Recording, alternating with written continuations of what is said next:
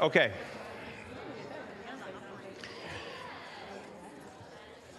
Okay, good evening. I'd like to call the meeting to order. Today is Tuesday, September 12th, 2023. And I have an echo. Oh, hold on. Hello. Hello. Perfect. Okay, I'm hearing myself, out in online landia. So welcome, and if all of a sudden I start speaking Portuguese, that is because I just flew in from Portugal this morning, and so if Council Member Syrup, Mayor Pro Tem Andrews, and the City Manager and I, if we start to conduct the meeting in Portuguese, just don't say nothing. Let us go. All right. I don't speak a word of Portuguese, but I think I learned. We picked up a couple of obrigado. Yeah, so we picked up some stuff. So, anyways, welcome everybody. I know this is a special meeting for our families and for families, and so I wanted to welcome everybody. Before we start with all of the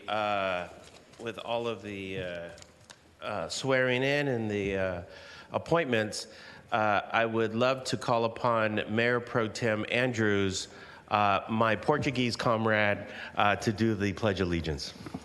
Thank you, Mary. Please stand if you're able to.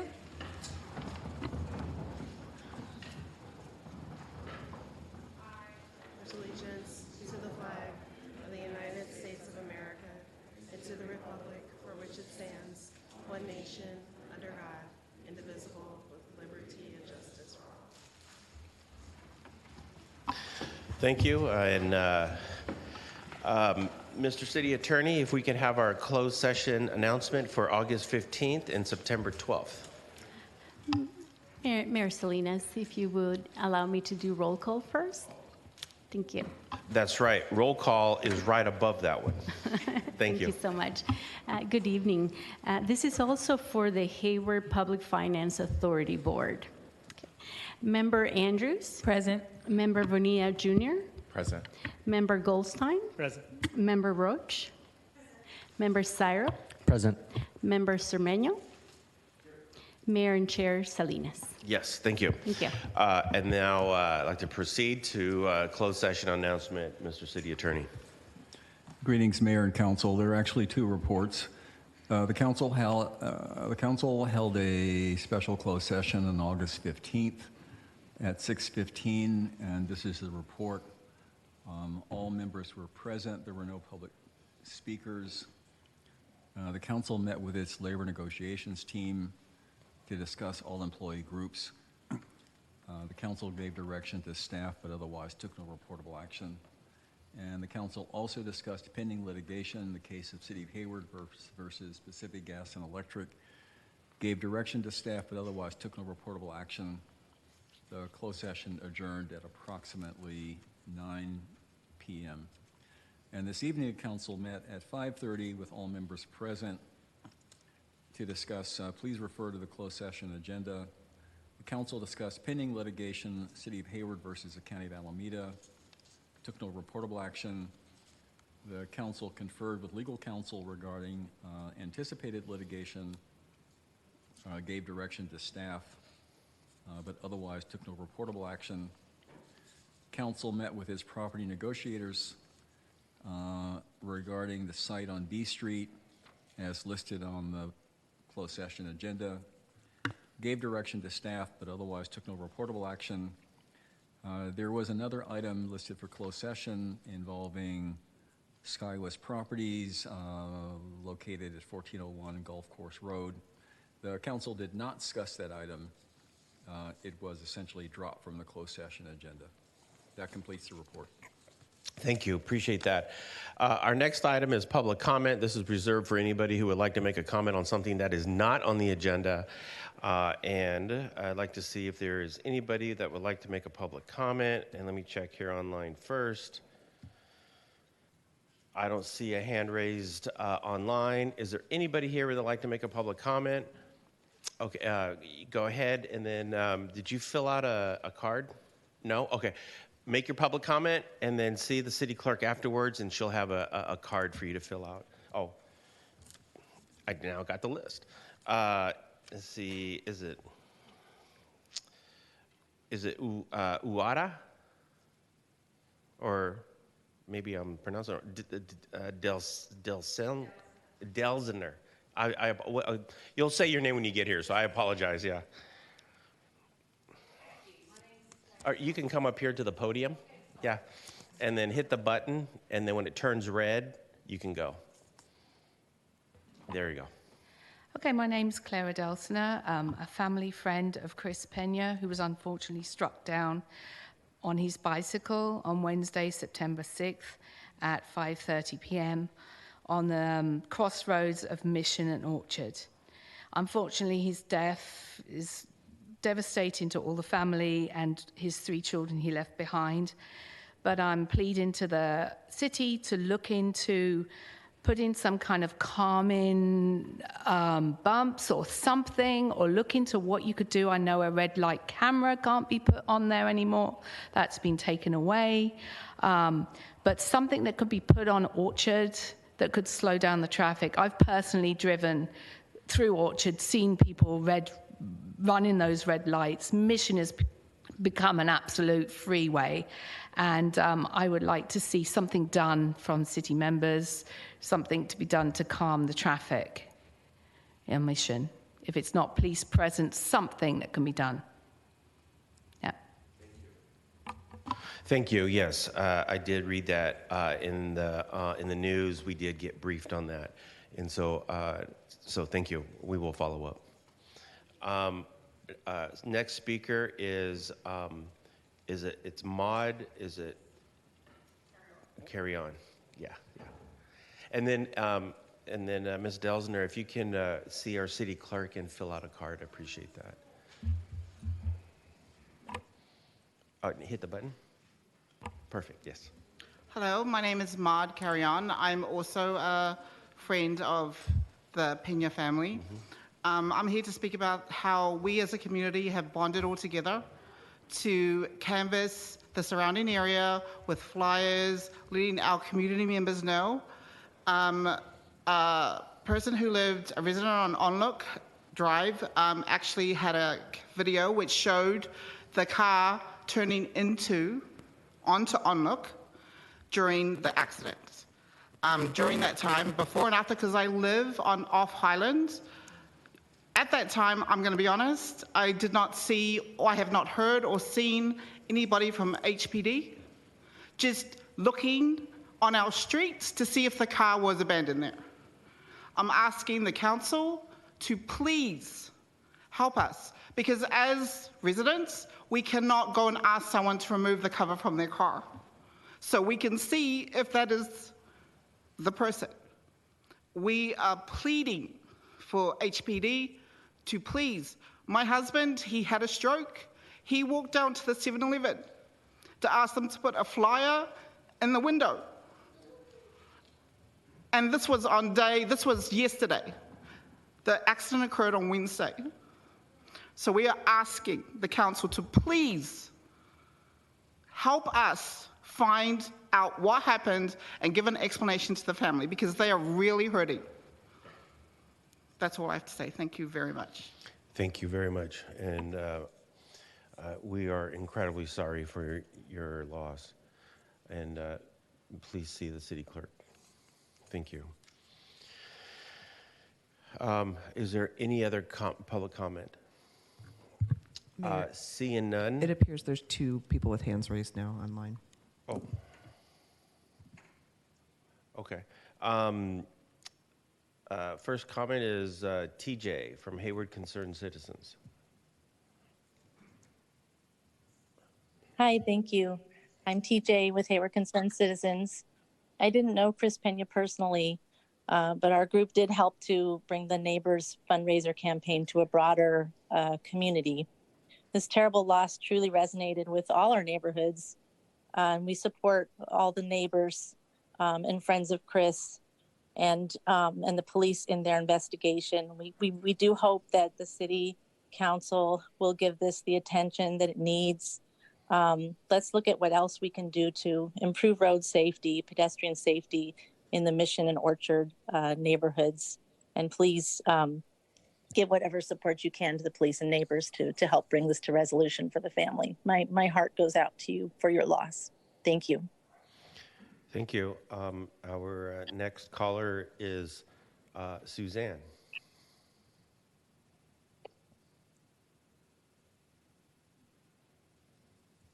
Hi, I'm Suzanne with Hayward Concerned Citizens, and I also wanted to speak on this hit and run accident that took the life of Mr. Pena. It's very devastating to the community and his family. We just want you to know that this is an actual real person from the community, and I feel that maybe having more police presence in that whole area, all along Mission. Patrolling the speeding, the running of the red lights and everything. I think that's a good place to start. And also, this is another reason we should not be skimping on public safety and defunding our police department. And I hope council members will consider this. Thank you. Thank you. And our next speaker is Randy Wright. Apologies.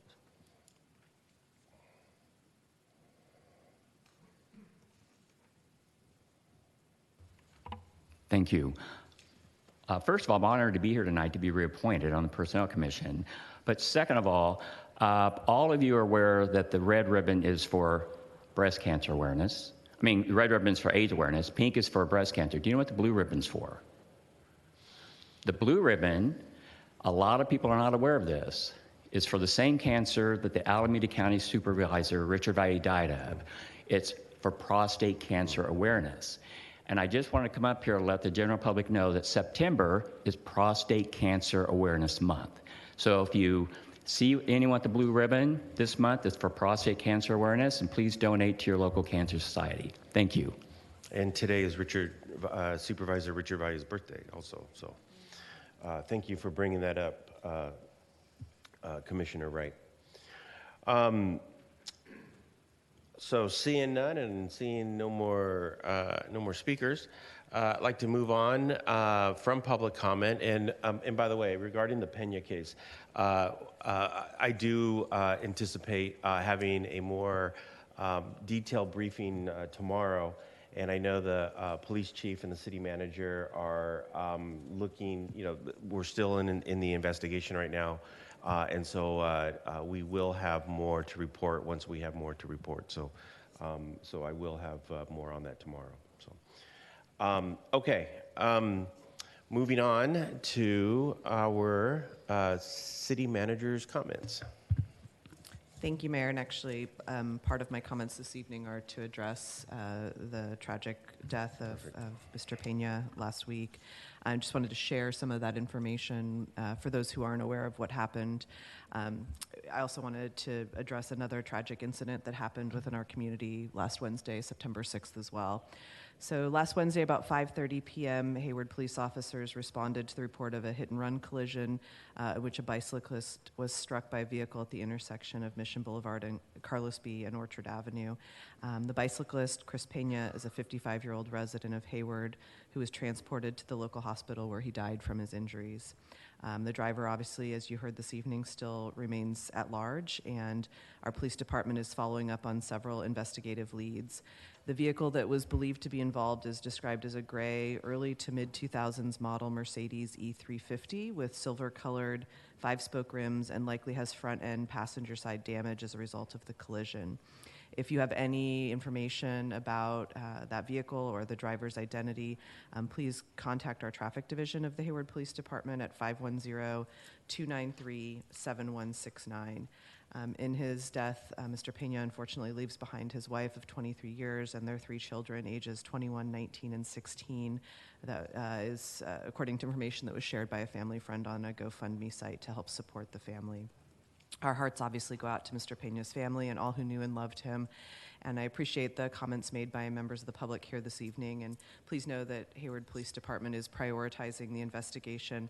I also wanted to let the community know that our Public Works Department has been working on a traffic calming project for Orchard Avenue, and that will be scheduled for the Council Infrastructure Committee and a community meeting in the near future. And we'll make sure if individuals are interested in being informed of that, please give your information to the city clerk, and we'll make sure that we forward that information about those meetings.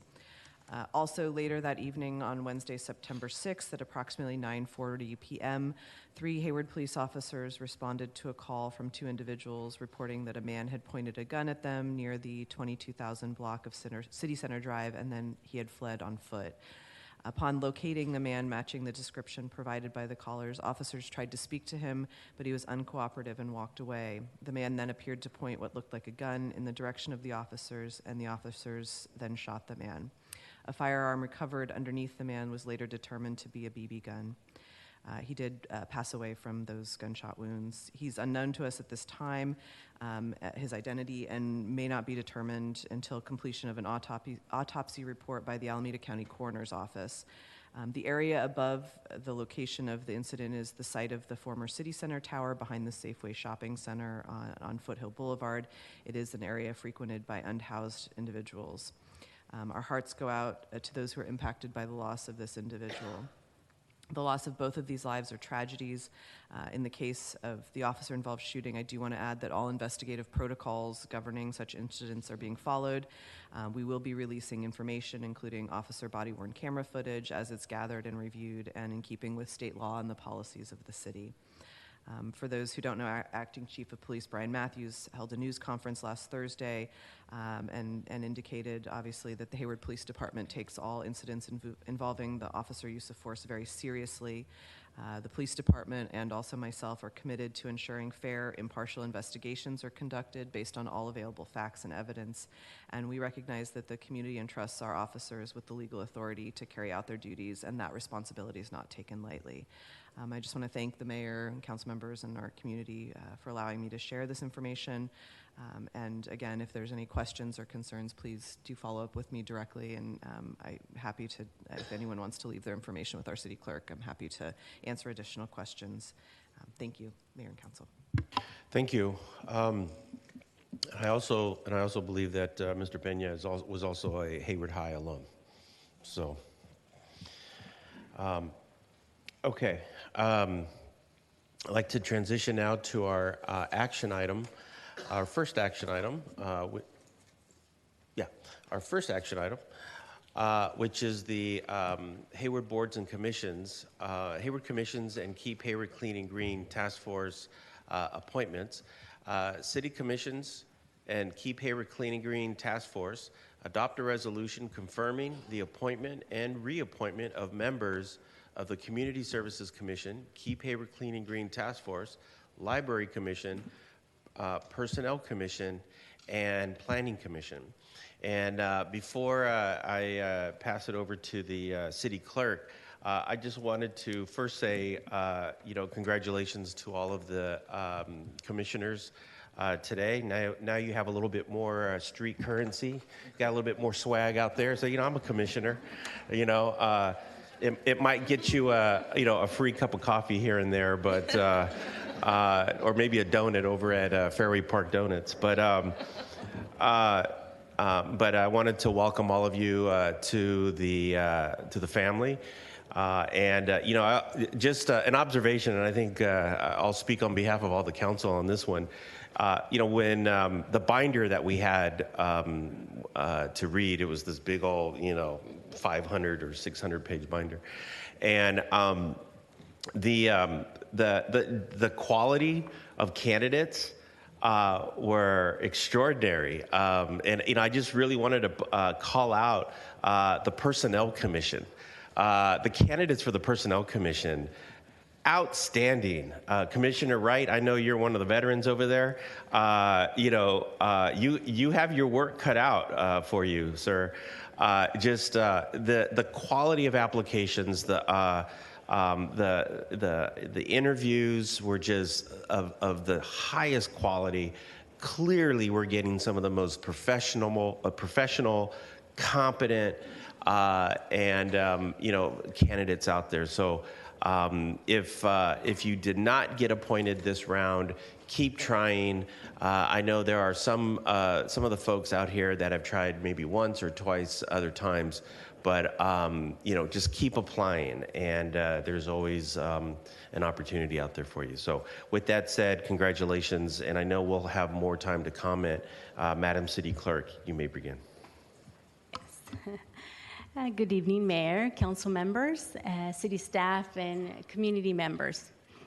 Thank you, Mayor, for those opening words, and you gave us the opportunity to bring the PowerPoint up. All right. So as the Mayor indicated, the item before you relates to city commissions and the task force.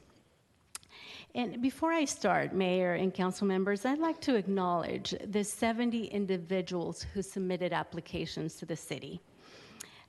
Every year, we receive more applications, and the city appreciates the desire to serve our community. Unfortunately, as you know, we don't have enough seats every year. So those who were not selected should not feel discouraged. They should attend meetings and apply again next year. So again, I'd like to acknowledge all of those that applied this year. And of course, congratulations to those who were selected and those who are continuing to serve. All right. With that, the information on screen provides a summary of the process for the recruitment as well as the appointment. It is a process, as you know, that started on May 4th when we started receiving applications.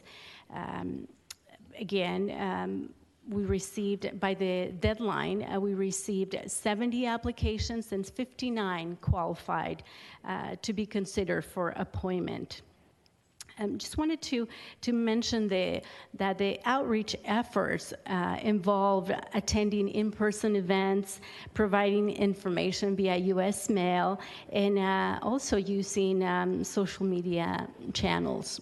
So every year it seems that we are doing more. So the deadline was August 4th. On August 15th, the City Council held a special work session to review the request for reappointment and to also review a report that includes attendance records and the requirements, as you all know. During that meeting, the council also confirmed the process for interviews on August 22nd, as you know. And also the council confirmed the logistics for the interviews. During that meeting, it was approved to set August 17th as the deadline to submit your selections. On that same evening, the council provided feedback to city staff about the Keep Hayward Clean and Green Task Force, as you know. Consent item 5 on tonight's council agenda recommends reducing the size of the task force from 30 to 20 individuals. So just wanted to highlight that because it's on the consent calendar. On August 18th, the subcommittee of the task force interviewed those individuals who had selected the task force as the group that they wanted to join. And at the end of the interviews, they selected individuals, and at the same day, they offered 3 members to be considered as alternates. And I know that information was provided to the council. So at the conclusion of the August 22nd interviews, the council selected individuals to fill the vacancies. The next, and of course, September 12th, here we are to take official action of those selections that were made on August 22nd. Before I go to this summary, and just to highlight the individuals that were selected, I'd like to acknowledge the members who served as a subcommittee of the task force that you see them on the screen. Those individuals helped us select task force members. So I really appreciate every person who helped us. And especially I'd like to highlight task force member Chuck Horner. As you know, he had served since the task force was established. And even though he wasn't feeling well, he was still there to help us select members. So I just wanted to acknowledge that. And now we go. This is the summary. I'm not going to go in detail. Pretty much it shows the 18 seats that were filled. This is across our commissions and task force. And it also shows the 14 approved reappointments. Just to highlight, on the Community Services Commission, we had 1 reappointment as shown on screen. On the task force, we had 7 members who were reappointed for terms as stated on the screen. On the Library Commission, 1. In the Personnel Commission, we had 2. On the Planning Commission, we had 3 that were reappointed. In terms of new members, we have 8 new members that were selected for the Community Services Commission, 6 for the task force, 2 for the Library Commission, 1 for the Personnel Commission, and 1 for the Planning Commission.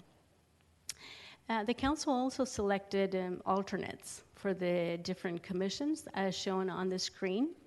Just wanted to highlight that the 3 members that were selected for the task force were actually moved to be appointed members as stated in the staff report. And that was to get us to the 20 members that staff is recommending. With that, Mayor and Council, staff is recommending that the City Council approve the resolution confirming 18 appointments, 14 reappointments, and 4 alternates. Thank you. Appreciate that. And before I go to public comment, I wanted to see if there were any questions up here on the dais. Seeing no questions, I'd like to now open up to public comment. This is where people from the public can come up. This is kind of like the wedding where you say, if there are any objections, please speak now or forever hold your peace. So you're in luck. There are no public comments. So I'll just close public comments quickly so that there are no public comments. And then I'll come back up here to see if we have a vote. And it looks like that Councilmember Bonilla raised his hand first. Thank you, Mayor. And I will be happy to make the motion to approve the recommendation that's come from the city clerk, and also to take this opportunity to echo your comments. The candidates that we interviewed were highly qualified. It's so great to see the talent and the engagement of our Hayward community and the desire of our community to serve and to support the advancement of Hayward. So for those of you who are selected, again, congratulations. And it's with no further ado that I'm excited to make the motion, Mayor. Moved by Councilmember Bonilla, Councilmember Roach. Happy to second the motion. Thank you, Councilmember Bonilla. I also wanted to congratulate everyone. It was really heartening to see the level of candidates that came before us this time. It made our decisions really difficult, and I'm just really excited for everyone that's going to get to serve. Having served on 2 prior commissions, I know the commitment, and it does take time. So I'm just really grateful that so many people are willing to sign up to do that and give their time that way. Congratulations, everybody. Councilmember Zermania. To echo my colleagues, thank you very much. 2 of you are actually neighbors of mine, so I am very impressed. Just one reminder, shop Hayward first. Thank you. Councilmember Syra. I also just wanted to echo my colleagues' comments. Congratulations to everyone here. A lot of folks have a lot of thoughts about government. Everybody feels like it could be doing more, but all of you took a moment to take a step back and think, I could help do more. and make our government a better place. So our city is as strong as the people that are inside of it and are making it better. And that's all of you sitting in this audience today. And everybody up here served on a commission at some point. And so I really see all of you sitting here as the future of this city. So thank you for investing in Hayward. Mayor Pro Tem Andrews. Congratulations to the new members, but also I want to give a special thank you to those who are recommitting their service to Hayward. And I want to ask the Keep Hayward Clean and Green Task Force to stand up. If you're on the task force right now, I want to know if you could stand up. And the reason why, I want you to see these task force members and remember that when you throw trash on the ground, when you graffiti our city, these are the group of folks that are cleaning up our city. So remind your friends and your family members to keep Hayward clean and green, and think of these task force members who are keeping our city beautiful. So thank you. Yeah. You know, I just wanted to reiterate a point you just made. During the Keep Hayward Clean and Green Task Force, when we would interview them, I would ask, the Keep Hayward Clean and Green Task Force, they do a lot of policy work in sustainability and green and, planning and so forth. But there's another aspect to the job, and it's about picking up trash, right? And so I would always ask the one simple question of every interviewee, every candidate, I would ask, are you afraid to pick up trash? And depending on their response, it meant whether or not they were going to get the appointment. But Mayor Pro Tem Andrews, you're absolutely right. At the end of the day, we got to keep our house clean. So, and I think you guys have done a great job over the years. So, thank you very much. Absolutely. I would be remiss if I didn't take the opportunity also to thank you, congratulate those of you that made it, but those of you maybe listening online who didn't get the appointment that you wanted, you should know that the decision was very difficult. There was a lot of strong competition for the positions, and as my colleague, Councilmember Syrap said, you are now the government. So you don't like what's going on, step up. And those of you that did step up, we really appreciate you, because working together, we can make great things happen in this community, and it starts right here at home. So thank you. Wonderful. Thank you. And I just wanted to add, when after you do the swearing in, I'm going to take a 7-minute break afterwards so that we can sort of shake hands, take a picture or two, and then we'll proceed. Okay? All right. Madam City Clerk, go ahead. Thank you, Mayor. So we have a motion by Councilmember Bonilla Jr., second by Councilmember Roach. Did I forget that part? That's okay. Moved by Councilmember Bonilla, seconded by Councilmember Roach. Madam City Clerk, can you call the roll for the vote? Yes, Mayor. Councilmember Andrews. Aye, congratulations. Thank you. Councilmember Bonilla Jr. Aye. Councilmember Goldstein. Aye. Councilmember Roach. Aye. Councilmember Syrup. I look forward to working together. Aye. Councilmember Cermeño. Sí. And Mayor Salinas. Yes, unanimously passes. Congratulations. Thank you.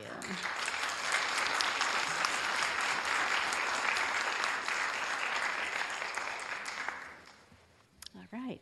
Thank you, Mayor. Now, if you could all please join me at the podium for the swearing in.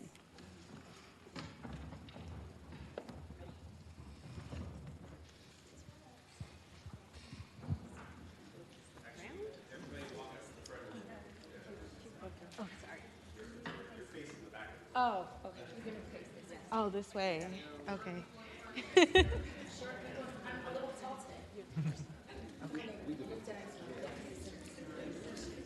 Wow, so many of you. That's great. So that you're not. So then after you're done, you're going to turn the mic. Okay, sorry. That way. So that will make it you. Okay. So we're going to make it you. Okay? Make it you. So we want to have that. So we want just one here. Okay. Thank you so much.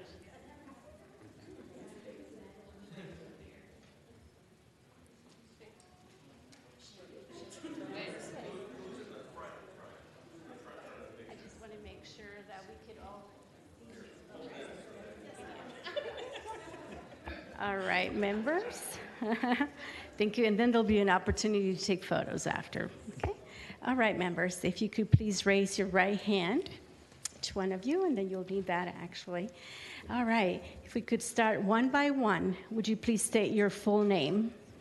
I, Tyne Johnson. Randy J. Wright. Erica Cortez. Dominique Annette Dozier. Yoshiko Kimura. Guadalupe Angulo. Calvin Wong. Mariana Treviso. Amardeep Brad. Shantae Ebony Franco. Celia Chain Chong. Megan Siddiqui. Crystal Porter. Kelly Sullivan. Gwenda Dossi. Sergei Melnikov. Lucas Banks. Shingo Nagai. Hi, George Villamil. Jeffrey Hammond. Leah Martinez. Melissa Milliman. Jesse Gunn. Anika Patterson. Robert Stevens. Daisy Maction. All right. Now, as a group, you are going to repeat after me. Okay, so you have that in front of you. Do solemnly swear or affirm that I will support and defend the Constitution of the United States and the Constitution of the State of California against all enemies, foreign and domestic. Go ahead. Do solemnly swear that I will support and defend the Constitution of the United States and the Constitution of the State of California and against all enemies, foreign and domestic. That I will bear true faith and allegiance to the Constitution of the United States and the Constitution of the State of California. Go ahead. And I will bear true faith and allegiance to the Constitution of the United States and the Constitution of the State of California. That I take this obligation freely without any mental reservation or purpose of evasion. Go ahead.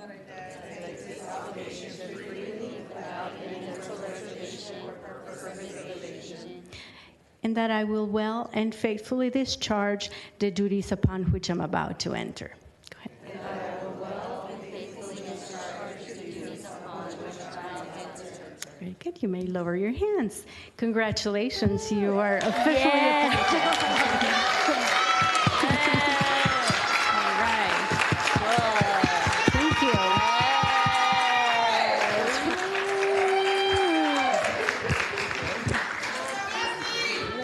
Okay, so I need my gavel back. And we could take a 7-minute break to congratulate, take pictures, and then we will Zoom. Ooh. I get this mic. What position are you in? The community services. Was that? What's the question?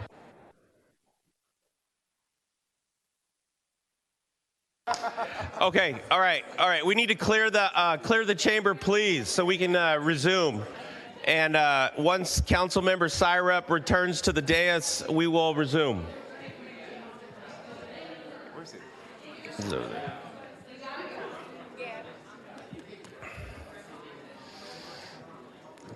And then once Councilmember Syrup gets back to the dais, we will resume the meeting.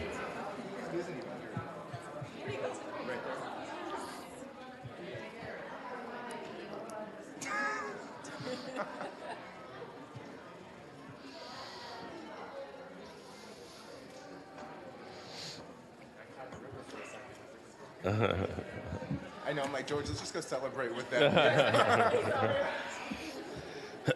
Well, yeah, and this is always a wonderful time for families, and so I appreciate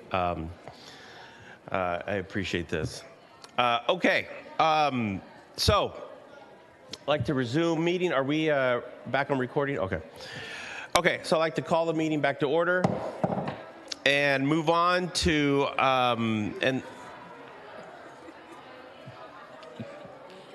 oh, hold on, just want to please.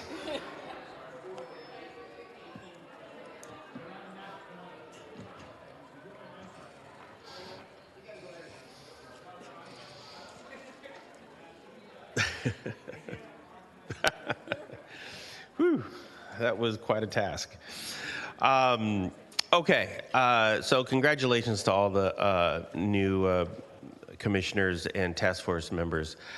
Our next item is consent item, and if there are any questions to consent or comments, I'll entertain a motion. Moved by Councilmember Cermeño, seconded by Councilmember Bonilla, and Madam City Clerk, if you can take the roll. Yes, Mayor, and I just wanted to confirm that we don't have any public comment. Haven't received any requests. Correct. Thank you. For the record. Thank you. Councilmember Andrews? Aye. Councilmember Bonilla Jr.? Yes. Councilmember Goldstein? Yes. Councilmember Roach? Yes. Councilmember Syrup? Yes. Councilmember Cermeño? Mayor Salinas? Yes, and it unanimously passes. Thank you. So I'd like to move on to our first work session. And if you're tuning in today, and if you're starting today, today is our. I know we had our first regular session started. I think 2 weeks ago, right? And so this sort of. I mean, we had one, but it was sort of kind of like a special meeting, I guess. But so I guess tonight is sort of the very first. Session of our new 23-24 cycle. So wanted to welcome everybody back. And I especially want to welcome back the mighty team from Development Services. And, also I'd like to congratulate our new services director, but no, I forgot the Director of Development Services. I forgot the title. The Director of Development Services, Sarah Bowser. Congratulations. Thank you very much. And so, here is item number 11, residential standards, draft regulations for the Hayward Residential Design Study.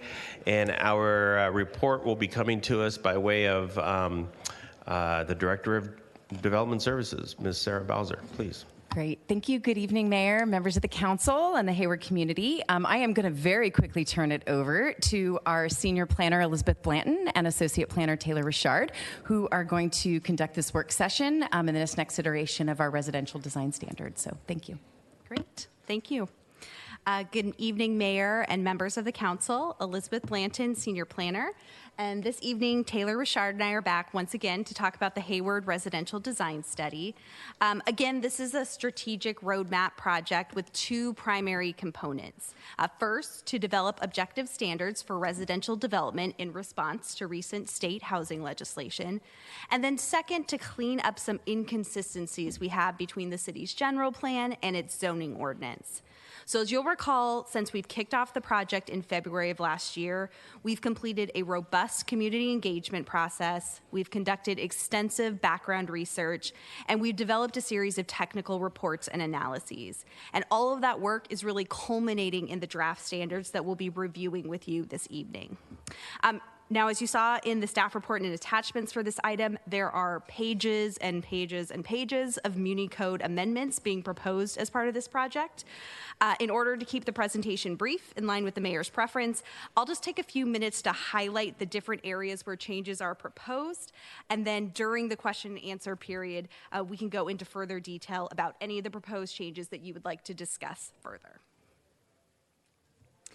So most of the proposed changes we'll be reviewing this evening are concentrated in a new consolidated residential section of the zoning ordinance, which will govern the residential natural preserve, low density residential, medium density residential, and high density residential districts. Within this new residential section, some of the development standards are set based on zoning district, while others are going to be set based on building type. So that is whether the project is a detached unit, a duplex or a triplex, or a larger multi-unit building. By having some of the standards based on zoning district while others are set by building type, this really ensures the development within each zoning district maintains a similar scale and feel, but it still allows us to have different design standards for different types of housing. So here you can see a list of the most substantial changes proposed within the new residential section, which is included as attachment 2 to this agenda item. First, we propose reducing setbacks, most significantly in the RM and RH districts, and increasing heights to 4 or 5 stories for multi-unit buildings. These changes will help make development in the RM and RH districts more feasible by better allowing these developments to meet their allowable densities. The new residential section also introduces new design standards, some of which will apply to all developments and others that will only apply to certain building types. So for example, for our smallest building types, detached units, duplexes, and triplexes, we propose limiting the size of the upper floor and requiring that projects include at least 2 design features from a menu of options. For larger multi-unit buildings, we propose including architectural projections and recesses at regular intervals, at least 3 design features from a menu of options, and that our tallest 4- and 5-story buildings have a clearly defined base, middle, and top of the building. The final portion of the new residential section that I'll highlight here is a new open space points system that requires projects with 4 or more units to earn between 50 and 200 amenities points. As detailed in the staff report and in attachment to, individual amenities such as seating areas or sports courts, dog runs, indoor meeting rooms, are all worth between 15 and 75 points each. This new point system will help ensure that open spaces are both high quality and then also desirable to residents. Now, to complement the changes proposed within this new residential section, staff is also proposing a series of revisions to the city's parking regulations, which are shown in attachment 4 to this agenda item. This includes a new transportation demand management policy that would allow a project's parking requirement to be reduced by 10 to 20% in exchange for the inclusion of specific TDM measures, such as providing car share memberships or making bus passes available to residents. Additionally, we're proposing a new unbundled parking policy, which would allow for the cost of parking spaces to be separated from the cost of housing. And we also propose reducing the parking requirements for senior and special needs housing just to better align with the actual demand that these types of housings generate. Finally, we also propose allowing that tandem parking be permitted for all residential housing types as long as both tandem spaces are assigned to the same unit. Now, as I discussed earlier, the second component of this project is to clean up some inconsistencies between the city's general plan and its zoning ordinance. And these inconsistencies really arise where RL zone parcels have underlying general plan land use designations that require higher densities than the RL district allows. So to fix this discrepancy, standards related to density have been entirely removed from the residential section of the zoning code. So it's now clear that the allowable density range for any given parcel is set by the general plan. Now, while this approach eliminated the general plan and zoning discrepancies for the vast majority of parcels, rezonings were still required for a total of 49 parcels, which had more significant discrepancies. These parcels are shown here on this map. You can see it's a very small number of parcels within the city. And each of these property owners and residents has received a letter with information about the proposed changes and with an offer to meet with staff to discuss further, with several of them have reached out to us. Now, when staff presented these draft recommendations to the Planning Commission at a work session on August 24th, the Commission provided us with these recommendations. First, they suggested that the new facade design standards be set up in a point system rather than as a menu of options, in order to allow us to weigh design features according to how desirable they are to our community. So for example, we might decide that we want to award a project more points for the inclusion of, say, a French porch than we do for like special window molding treatments. Secondly, they suggested that staff consider further reducing the front yard setback for RH zone parcels from 10 feet down to 5 feet, as this is more consistent with higher density development. The commission also wanted staff to add the proposed design standards to the Mission Boulevard Code, as this code does not currently have objective standards related to facade design. Further, they suggested that we adjust some of the points values in the open space table. And then they also supported the idea of staff developing a streamlined review process for small lot subdivisions, which could be completed as a subsequent phase to this project. And then finally, the commission recommended that staff consider limiting the TDM parking reductions to only be eligible in parts of the city that are transit rich, while also expanding the TDM measures themselves to include things related to rideshare and alternative modes of transportation. So with that, I'll go ahead and wrap up this presentation with 2 questions that staff would like feedback on this evening. First, do you support the updated development standards being proposed in attachments 2, 3, and 4? And then second, do you support those recommendations proposed by the Planning Commission at their August 24th work session? I'll quickly mention that in addition to Taylor and I, our consultant, Poonam Narkar from WRT, which is a planning and design firm, is also online and available for questions via Zoom. And with that, Mayor, I'll turn it back over to you. 7 slides, concise, 2 questions. Man, that's good. Okay, Councilmember Zermeño, go ahead. Yeah. Thank you, Mayor. Thank you for the reports. Very good. I gather that this is not the area where we can discuss requiring a shelter. Councilmember Zermeño. Question. I apologize. I should have started with public comments. Of course. Before I started up here. So I'll come back. Thank you, Mayor Pro Tem, for pointing that out. And of course, Commissioner Stevens is right in front of us. So, Commissioner, it's always good to have you here. Thank you, Mayor and members of the council. So I really appreciate everything that's gone into creating the objective standards. I think Elizabeth and team have done a really excellent job in that. And I've actually shared some additional thoughts because even though I've heard this now 3 or 4 times, I've been researching this more and realized that this is a really complex issue, and I've been thinking more and more about this. First, I'm really in favor of the points-based system, and I've shared with Ms. Taylor some thoughts and sorry. It's okay. You can call us Taylor and Elizabeth. Elizabeth Taylor. Miss Blanton and Miss Taylor, I apologize.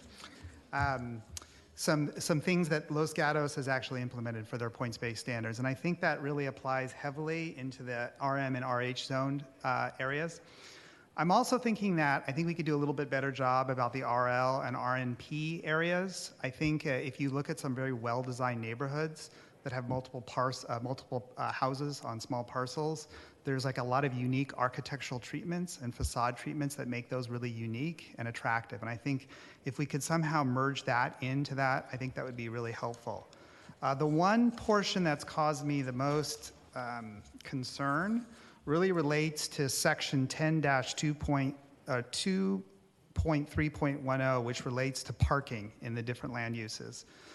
And I'm really concerned that when a home that's constructed exceeds 2,900 square feet, which I'm going to say is a large home, the standard is really requiring basically 2 covered and 2 covered per dwelling unit plus 2 uncovered per dwelling unit, and that's 4 spots. But if you think about a large home like that, at least in my neighborhood, there's usually 6 to 8 people that are occupying that, and that usually generates 8 cars. So I think there really needs to be some attention paid to increasing that parking based on actual house size. I also think that we need to think about what tandem parking means, and that I think it's not practical to have 2 cars parked behind one another because those cars are going to spill out into the street as they jockey for position, and I just don't think that really works.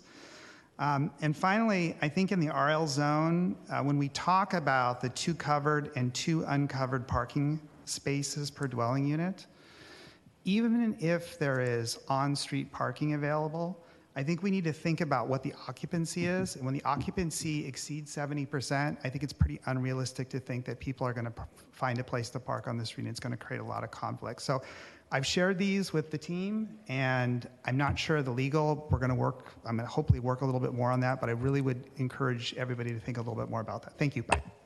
Thank you. Appreciate it. Always appreciate your insight and your research on this. So thank you, sir.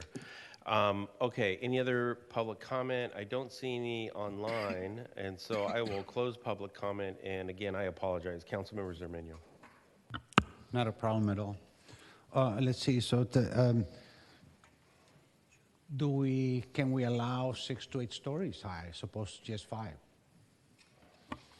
Yes, we can, if All that's right. something that the council would direct us to do. You might all remember from the options and recommendations report that we looked at last time, there were certain levers of standards that really affected how feasible high-density residential and medium-density residential parcels are, or development is, and those types of things are setbacks, heights, parking, and open space requirements. Those are the main things that we found All were right. limiting. So yes, we certainly could if there was a desire for that. Yeah, that's about more or less the only place where we can grow up. So that's a possibility. At tandem parking, I see a couple of problems, but one of our daughters has that in one of her condominiums, and her and her husband are very patient. So it can work, but it can cause grief at times. Do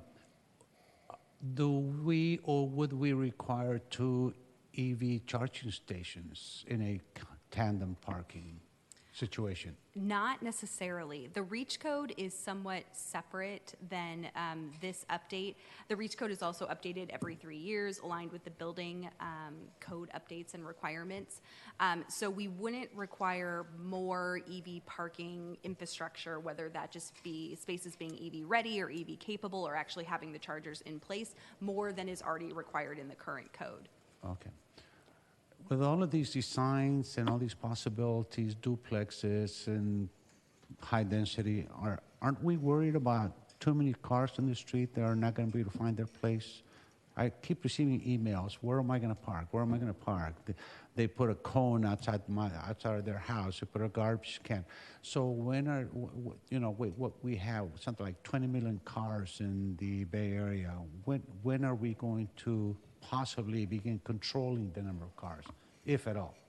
Yeah, there aren't any standards that limit the amount of cars that people can have, and some people do. You know, you have a 2-bedroom house, there could be 4 cars associated with that. There could be 1 car, there could be 0 cars. It depends on what type of households are living in these places. One thing I'll say is we heard loud and clear from the community and all the outreach that we did, as well as from decision makers, that reducing our parking requirements was a non-starter. That's not something our community was interested in. They didn't want to see any reduction in parking, even though some of the parking analysis that was done did show that we were a little bit higher than some other places, especially in our RH/RM districts. So we are not proposing any reduction in parking spaces at all, other than for senior housing and special needs housing, which there is demonstrated data to show that they don't need the amount of parking that we currently require. But yeah, this is an ongoing issue. I will say that there have been some recent state laws. SB 9 is one, state density bonus law, that even limit AB 2097, thank you, Taylor's our expert here, that even limits our ability to require any parking in places or reduces our ability to require parking to 1 space. So frankly, it is an ongoing issue.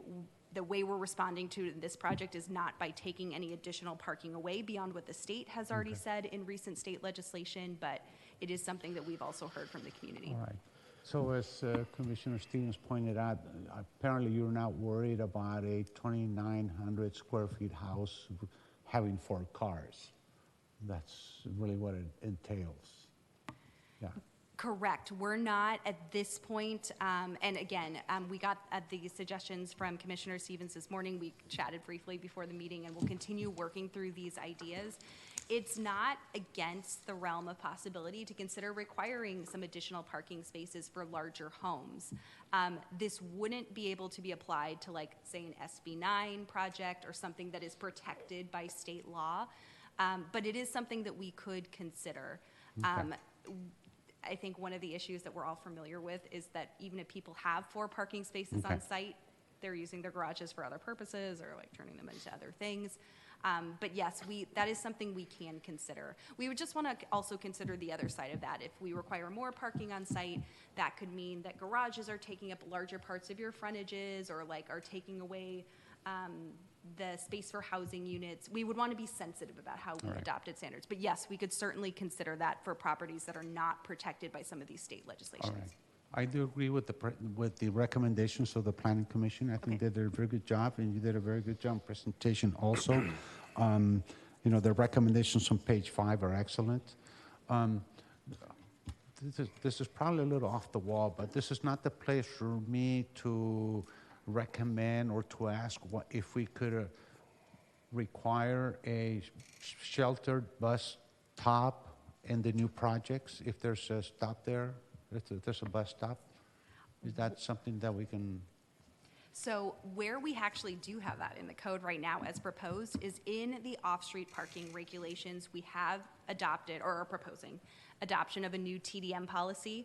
In order to get certain reductions in your parking requirement, a 10% reduction, a 15% reduction, a 20% reduction, you have to implement certain TDM measures as part of the project.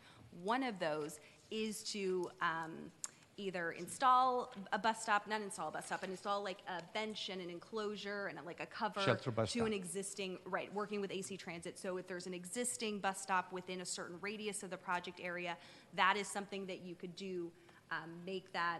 Build that bus enclosure, provide that amenity, and then that would allow you to have a somewhat limited reduction to the number of parking spaces. I like you all three a little bit more than yesterday, so thank you for that. Thank you. That's excellent, and thank you for a good report. Thank you. Councilmember Syra. Thank you, Mayor. Thank you for the report. I think you all did a wonderful job summarizing it in a really succinct way, but obviously a ton of work has gone into this. So I really appreciate everything that you've outlined here. Just a few thoughts that I wanted to, questions and thoughts. For the unbundled parking portion of it, I like the proposal to unbundle parking. I think the comment I made when this was first presented to council was that landlords could take advantage of this and treat parking like a premium amenity.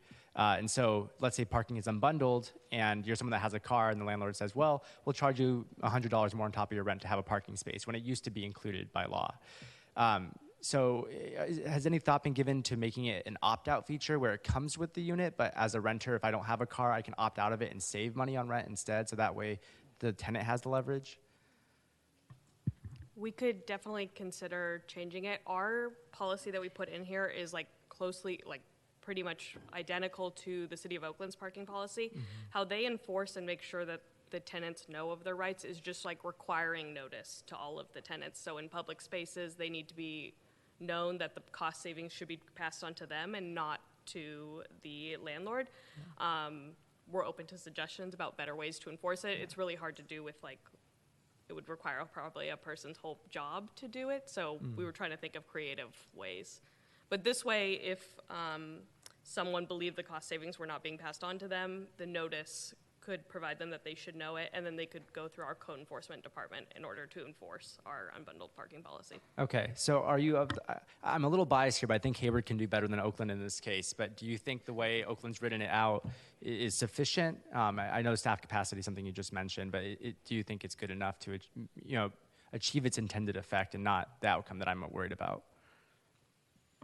I think the transparency element is really powerful because if there are posted rates to say, here is your rental rate if you, for this type of unit, if you have a parking space, if you have 2 parking spaces, here's what it is.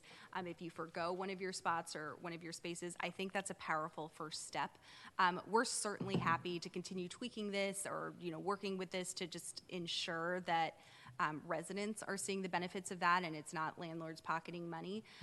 The reason we liked the Oakland approach is because our transportation division right now in the Public Works Department is they're very talented, but it's literally like 2 people, and they are concerned about some of these policies, adopting policies at this time when there aren't as strong enforcement mechanisms that we can really be sure, are going out and enforcing this. So that's why we like the transparency model, but we're happy to look at the policy again and think about the way we're wording it so that it's more clear that it's the resident that's opting out. Here's their base rate. If they opt out, maybe that's what's posted. Here is the amount of savings that you have if you opt out of a parking spot or something like that. Yeah, that would be my hope. Okay. Thank you. That's helpful. And then for the TDM management, I really like the way that you're structuring the TDM management. I think I'd like to see more bicycle incentives. I know bus passes is an option, but that makes us dependent on a public transit agency that is facing a fiscal cliff. And so it might not achieve the desired result, even though the intentions are good. And so if there's maybe a voucher for a bicycle purchase, now we have somebody that is now experimenting with multimodal transportation, would be an advocate for better bike safety, especially pertinent for tonight's public comments. So just seeing more bicycling incentives being built in that allow residents to purchase their own vehicles, I think would be great. And maybe that's an opt-in thing where the X amount of bicycle vouchers are offered for a certain income level or for inclusive units, right? Like, might be a way to bake that into the affordability level and equity levels. Just a small side comment, I think overcrowding is a result of high rent. And so I think if we're also trying to manage parking and overcrowding, my colleagues up here and I have an obligation to figure out other ways besides adding more parking spaces to reduce that congestion inside of neighborhoods and streets. And then last question, I know this is a residential design study, but some of my colleagues and I just got back from Portugal where they have homes that are 5 stories high that have 0 spaces between them and somehow very few cars in the streets, and even narrower roads, and yet people like being there, and there's not the congestion that we're afraid of. And I know they've had hundreds of years to kind of improve this, and they were built before the cars. But they also have mixed use in these residential neighborhoods, and so I think that was one thing I was curious about as I'm looking at these zoning requirements. And we are making some zoning adjustments. Is there any thought being given to zoning categories that allow for, let's say a 3-story building that has a small commercial space on the first floor being allowed in these residential areas? Is that something that's been factored into these conversations at all? Not particularly. The use table is on page 2 or starts on page 2 of attachment 2. We've only done light touches to those. In most of our residential zoning district, and I'll note here, this does not include Mission Boulevard and downtown where we see that type of development all of the time. I'm really talking about our lower density, medium density, and high density zoning districts here. There is the ability for some types of non-residential uses. They don't tend to be commercial, though. They tend to be things like cultural facilities, community centers, schools, churches, things like that. I think this is something we could check in with our economic development department on, but the problem is you don't want to have like random kind of pop-ups of community services, which is why if you look at our zoning map, you'll see on specific corners of key streets within residential neighborhoods, there might be like a little orange square of neighborhood commercial zoning because that's where it's like appropriate to have the little coffee shop or the dry cleaner or whatever people are popping into. So just off the cuff, I might be a little bit hesitant about allowing some of those things by right in the zoning districts, but it is something potentially that we could consider allowing, like with an additional administrative use permit or something like that, so that staff or the planning commission could have a little bit of say as to say, is that an appropriate location or is that too much in the middle of a street where it doesn't make sense to have that kind of residential use. Taylor clearly has something to add that I'm not getting from her eyes at me, so I'm going to let her speak. I'll just add that as part of our open space requirements, there's lots of like ground activating things other than like retail that residential buildings could put in or be required to put in. So there's like meeting rooms, game rooms, gyms, sports courts, but some of the amphitheaters, things like co-working spaces and things like that could activate the ground floor in a similar way without like requiring changes to the use table. Got it. The reason I mention it is because we're seeing a lot, and not just in Hayward, but a lot of first-story mixed-use commercial spaces remain vacant. And one of the reasons I'm starting to feel like that's the case is because they're so large and require a significant amount of investment for tenant improvements. And so by offering smaller spaces for maybe more casual uses, we just walked by a million tiny supermarkets with the best produce you've ever seen in your life. And they're pulling this off in a 200 square foot area. Obviously, I'm feeling very inspired, but it's just what can we do with our regulations to help incentivize and make it more friendly? Because that would be one less trip to the grocery store, right? One less reason to hop in the car and create carbon emissions, somewhere you could walk to in your neighborhood. So I'm just curious. I know this is residential only, but also the way we think about residential and commercial as separate, I think contributes to a lot of what we're trying to resolve with this study. So those are my comments, and any insight you have, I greatly appreciate. Thank you. Thank you. Councilmember Bonilla. Thank you, Mayor. Thank you for this report. I agree with my colleagues. This is a very comprehensive study, and I also appreciate how significant the community and stakeholder input was. And I think because there was so much stakeholder and community input, we have a pretty clear and objective set of residential design standards in front of us today. So I just think you guys did a great job, and I think this is going to result in better development for Hayward and people looking to build housing in Hayward. I agree with the Planning Commission's suggestions of using the point system rather than many of options for the facade design standards. I'm not sure why we would want to reduce the front yard setbacks for the RH zoned properties. I know that was something that we might want to look into. I like the 10 feet setback, which I believe is staff's recommendation, so I'm aligned with that. I really don't want these developments to be built on the sidewalks.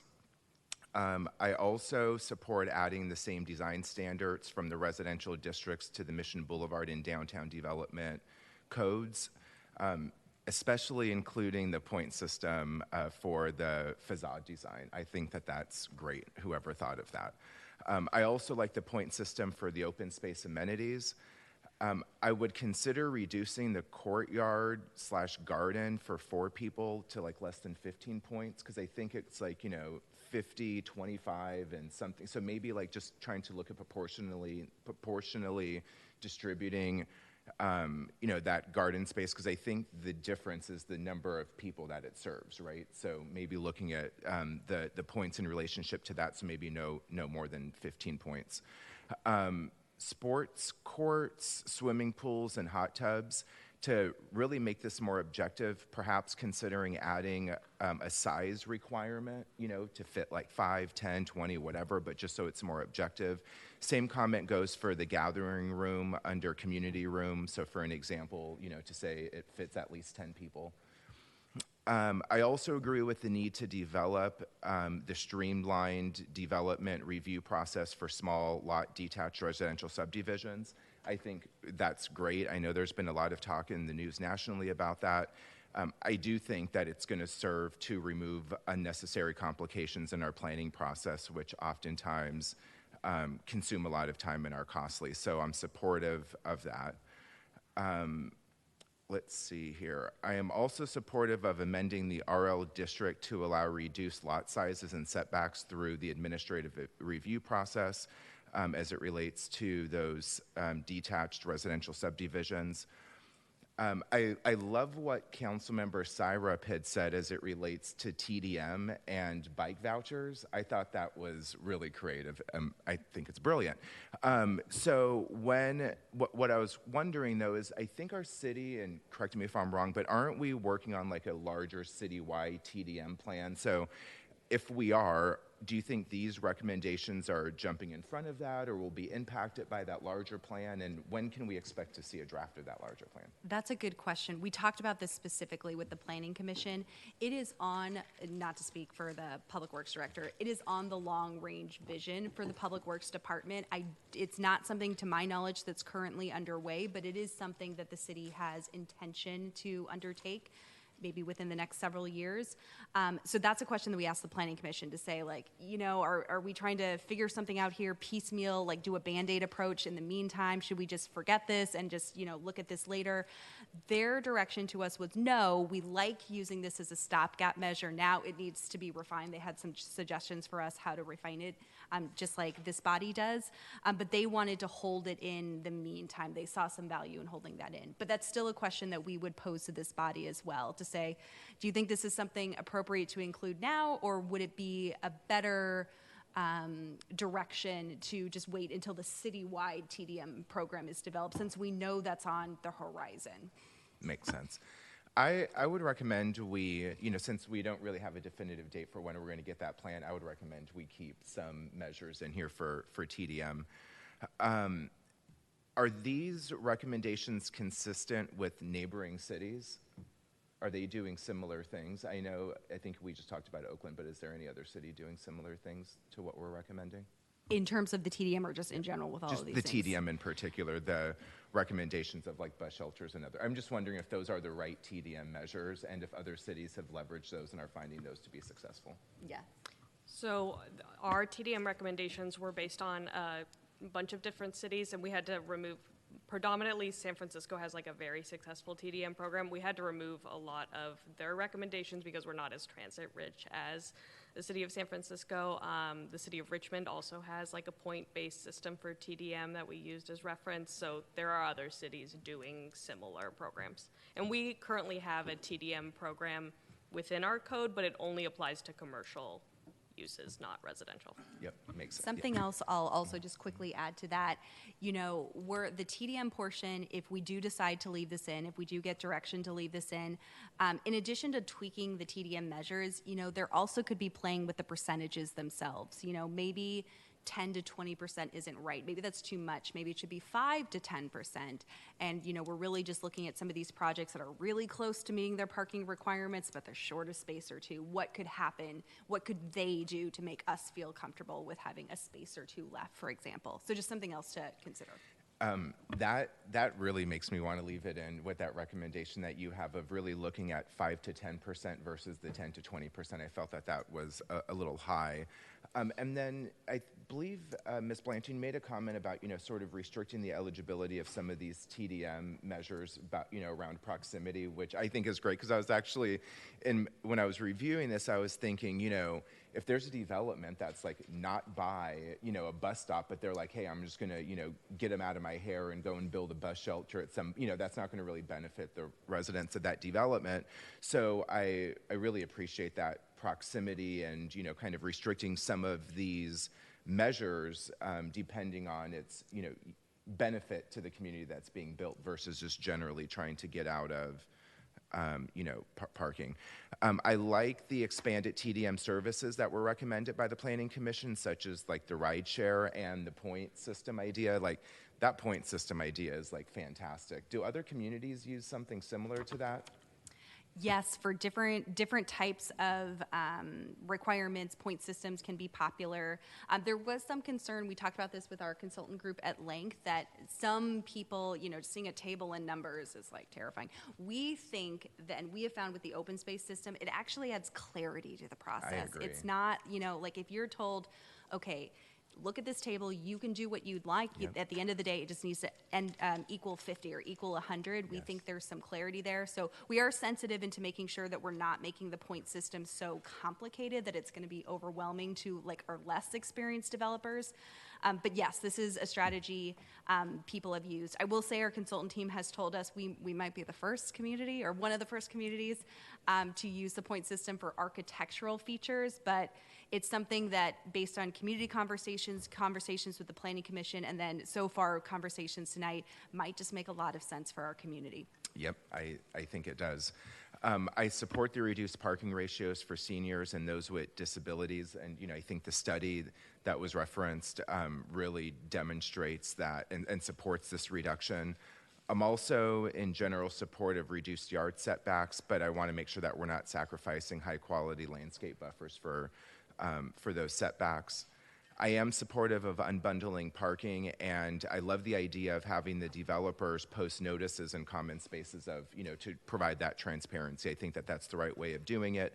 And I also think that unbundling parking is going to provide more flexibility to households that may not need a parking, or and the opposite, who may need more parking than they would have otherwise been assigned. So overall, great work on this, and thank you for listening to my comments tonight.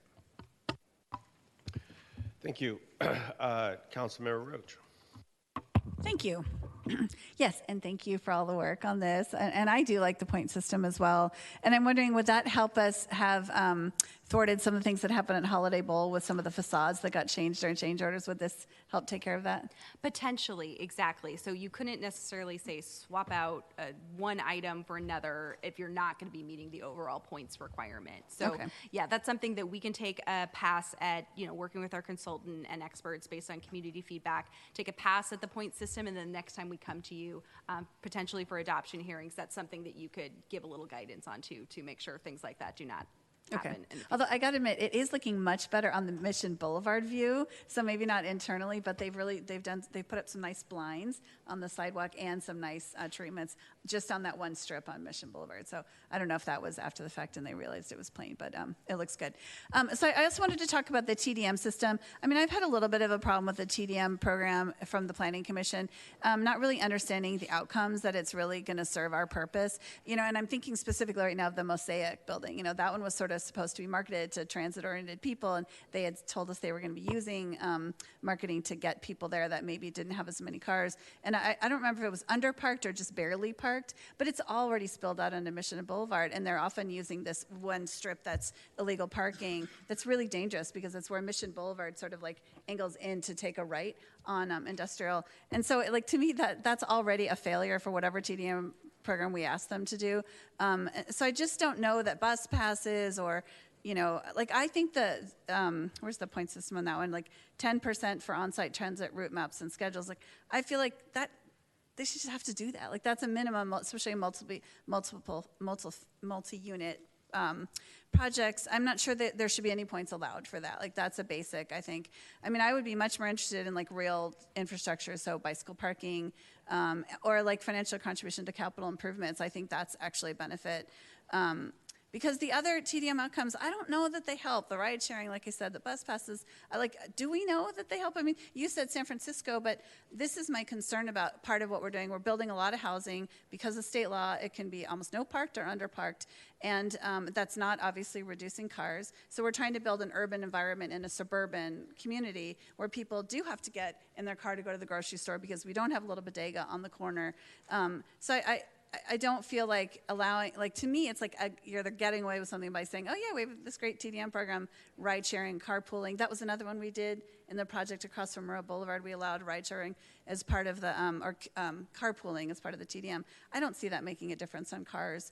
I would like to be a little more aggressive on that it really has something significant that they're doing, providing bicycle, even charging stations for electric bikes, or more parking for EV parking. But yeah, I don't know. So although I do want to see us do something, I would like to see what the overall outcome is, that any of these TDMs are working or doing anything to reduce cars, because I don't see it. And so, I mean, one thing I would like to see long term is, if we're going to admit that we're trying to do sort of urban building in a suburban environment, then we have to do what like San Francisco does. There's parking structures that are unbundled, but they're parking structures around town that people go find places to park their cars.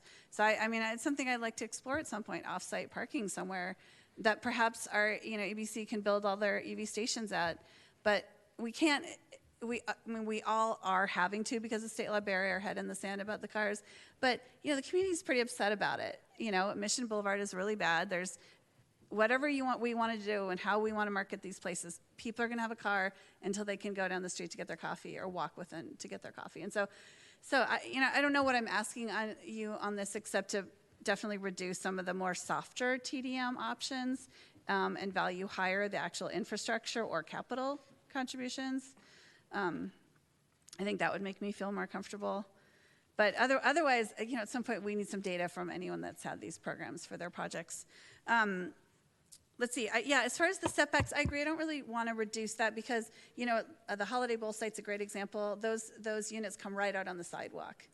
And I would like to see a little bit more buffer for their sake and for the look for the community. So I don't necessarily want to see that. Let's see what else was there. Wait, let me go back to my notes here. I think that's it. The rest of it on the point, I think that's all I had to say. I just really wanted to talk about the TDM. I mean, the rest of it, I'm really glad we're doing something to put some standards in place, and I hope the point system helps us, and I thank you for all the work you've done. So thank you. I just want to really quickly echo Councilmember Roach's aggression towards the TDM plan. So to the degree that helps giving direction, I really strongly second that point. And I'll just quickly throw it here. We will, in any future comments that we're going to get from the council members that haven't spoken yet, we'll take all of this feedback. We'll do our best to rework it. If it's still not right when we come to adoption hearings, we can make a decision at that point of whether we want to continue further working with it, or maybe just now is not the right time. It needs to be baked a little longer before we adopt something. So we'll take another pass at it based on all the feedback we get tonight, and then you guys can tell us if it's appropriate to include or maybe if it needs some more work. Thank you. Councilmember Andrews and then Councilmember Goldstein. Thank you, Mayor. I had a couple of questions about identity and wanted to know a little bit more about the Neighborhood Edge District, Mission Boulevard Civic Space, and the B Streetcar Design Districts. Can you explain a little bit about what those districts are? The special design districts? Yep. Yeah, so there's different parts of the city that maybe have some sort of historical significance or architectural significance that was wanting to be preserved in some ways.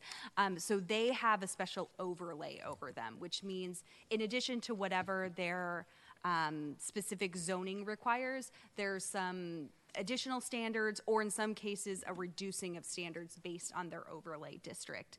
The only changes we made to these sections is to eliminate language that's not objective, that's subjective, or to rework the language to make it more objective.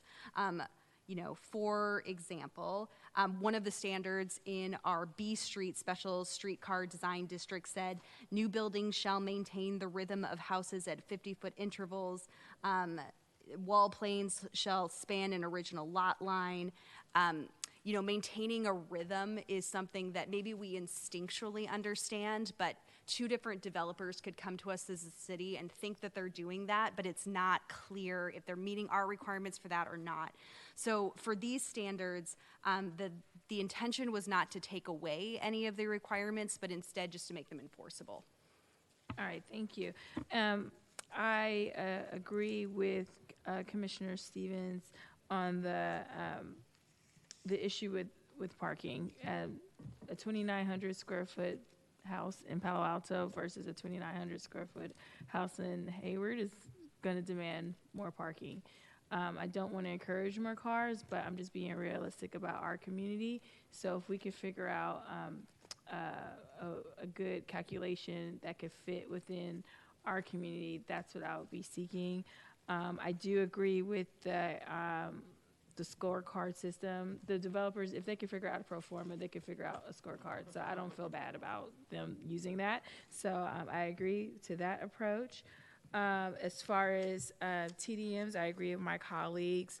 I also would like to see something with points in relation to mailboxes. Since our federal government is not doing anything about this mailbox theft, is there anything we can do about the design in the score system and encouraging a more secure design to keep our residents' mail safe? So we did some research based on your guys' feedback from the last hearing we had. So we researched the city of Oakland, Berkeley, Fremont, Union City, and San Leandro, and no one has any sort of objective standards or standards related to the security of mailbox. The Union City has standards about where you can place the mailbox. However, they directly contradict the U.S. Postal Service standards, so it seems that they're probably not enforceable. So there's really no good model about how to make mailboxes more secure from any other cities. I mean, I know we can't encourage this, but I'm fine with being in direct conflict with the federal government standards if it keeps our mail safe.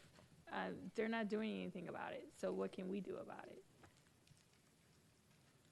Yeah, this might be something which is one of those things that is like maybe this project isn't the place that we think about that, as it's not really the design of mailboxes per se, it's more of the security of them.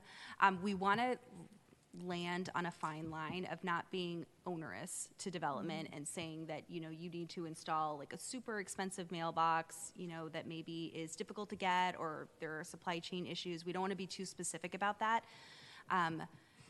But we also, want to be sensitive that this is a community concern. So like I said, we've done some research. We were open to the idea, look to see what do other cities do.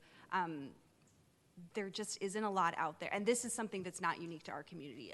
I can say I live in Richmond. We are experiencing this all the time. Taylor lives in Oakland. They experience it as well. This is something that we might not be able to like zone our way out of this issue. It might need to be a different solution. So we're happy to continue digging to see if there's something else we can find, but we've not been successful yet. And we're having trouble thinking about how to craft a standard that is written in such a way that it's not overly onerous, but still achieves our goals of safety and not having our residents' mail and property stolen. Okay. The other thing, I don't know if I missed it, but on the scorecard, I didn't see anything about rooftop amenities for high-density residential. I would love to give them extra points if they're able to do that. If it's not rooftop, maybe something that's like a patio next to a community room that can be an indoor-outdoor amenity for those higher residential developments.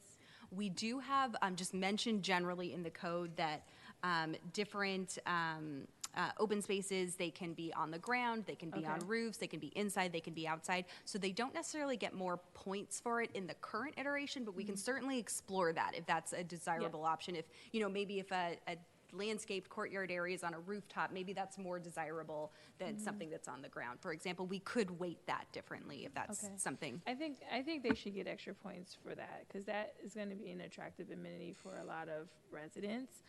Then also, I know we talked a lot about bikes, specifically bike storage. Do they get extra points for having bikes in a secured area specifically for bikes? I think the Mosaic might have that, but I might be mistaken on that. There is a building code requirement in general from Cal Green that requires a number of short-term parking spaces, bike parking spaces, and long-term bike parking spaces, and the long-term spaces do need to be secured. So sometimes it's in like a bike locker, sometimes it's in the building. So there could be potential where maybe one of the measures or one of the things we give points for is exceeding that. Maybe you're doubling the Cal Green requirement or something like that. We'd want to keep it worded somewhat flexibly, knowing that Cal Green updates every few years, but that's certainly something we could look at. I would say if we can give extra points for that bike storage for long term. I see a lot of bikes on balconies, or they're eating space into apartments. So if they can have extra points for that, that'd be great. And then on major corridors, can we give points for public art as well, similar to what Mosaic has done on Mission? Certainly. Again, with the direction to add a facade design component to the Mission Boulevard code, maybe one of the components of that, especially for certain size buildings or something, or certain size lots, is you can get a lot of points for having a public art component, for example. Okay, and then the last thing is, do we have a TDM measure where if they have a parking agreement, for example, with the church with an underutilized parking surface lot, and it's only used on Sundays, is there something that we can give points for if they have an agreement with a underutilized parcel next door to reduce some of the parking demands of a new development? Yeah, we do in general. Currently in our code have what we call a shared parking requirement, that if there's kind of day uses that are next to a night use and they could benefit from sharing of parking, that is something that could happen. You might remember in the Parcel Group 3 project that came through, they, for example, had a school with a residence. The residents are going to need more parking at nighttime. The school's going to need more parking in the day. So they had some overlap of shared parking, for example. So yes, that's currently allowed. Okay. And then the last thing I'll just say is that I'm okay with reduced setbacks for certain developments. I think a lot of the frontages of our developments tend to build clutter if they're not designed properly. I am not necessarily a fan of what happened on Mission with the Mission Crossings, not Mission Crossings, what was the other one? We were just talking about it. The Holiday Bowl, yes, with Holiday Bowl. But I do think that the street is changing, so it might look very stark right now, but once you start seeing more residential development happen, it won't look as stark anymore. But definitely a little bit more buffer on that would have been great. But if in general, if we're going to have reduced setbacks, or at least can we get some kind of coordination of landscaping where it doesn't allow for residents to start, I don't know, making the front of the apartment buildings look cluttered, because I'm starting to see that on some of the developments, when not on Mission but on Industrial. I don't know if that's something that can also be looked at as part of the point system of having coordinated landscaping in certain developments, depending on what type of housing, depending on the housing type. That's an interesting idea. We definitely have some standards in that say, when there's trees that are required, they have to be approved by our landscape architect. They have to fulfill certain requirements. We're also actually updating our tree preservation ordinance currently, so that might address some of this as well. And then just one other thing I'll add, our planning manager, Jeremy Lecurco, made this point at the Planning Commission meeting, and I just thought it was a really good one, so I'll make it for this group as well, which is, sometimes when we approve projects, we see these like beautiful renderings, and they're watercolor, and they look so darling, and they're really, really exciting because they're showing the mature version of the building. They're showing it people moved in, trees at full maturity, and all of these sorts of things, so that, sometimes, I'm not saying with this specific project, but when projects are under construction, neighbors and we as community members can get a little frustrated because it doesn't look like the picture yet. It's not quite as like watercolory, bird singing and all the trees and the landscaping fully developed and everything in. So there is something to say that, just acknowledging that there's a lifespan to some of these developments, and sometimes things look closer to the picture 5-10 years down the road than they do initially. Again, that's not necessarily what's going on with this project, but it is something just good to keep in mind as we're watching all of this new development happen around the city. All right, thank you. And Mr. City Attorney, I just want to repeat, it was Councilmember Andrews who said to go against the federal government. Sure did. Just a point of clarification. Mayor Pro Tem. That was Mayor Pro Tem. Councilmember Goldstein. Yeah, you are aware the room is bugged, right? Yeah. I happen to agree. Yes. So I guess Mayor Pro Tem Andrews and I are the revolutionaries advocating for stronger mailboxes. Just wanted to point out along those lines too, I think the cameras that were put up at the reserve seem to have done a pretty good job of abating the problem with the mailboxes there. So, let's be open-minded to what the solution is, but not just pretend the problem's going to go away on its own, or somehow magically the federal government's going to take care of it.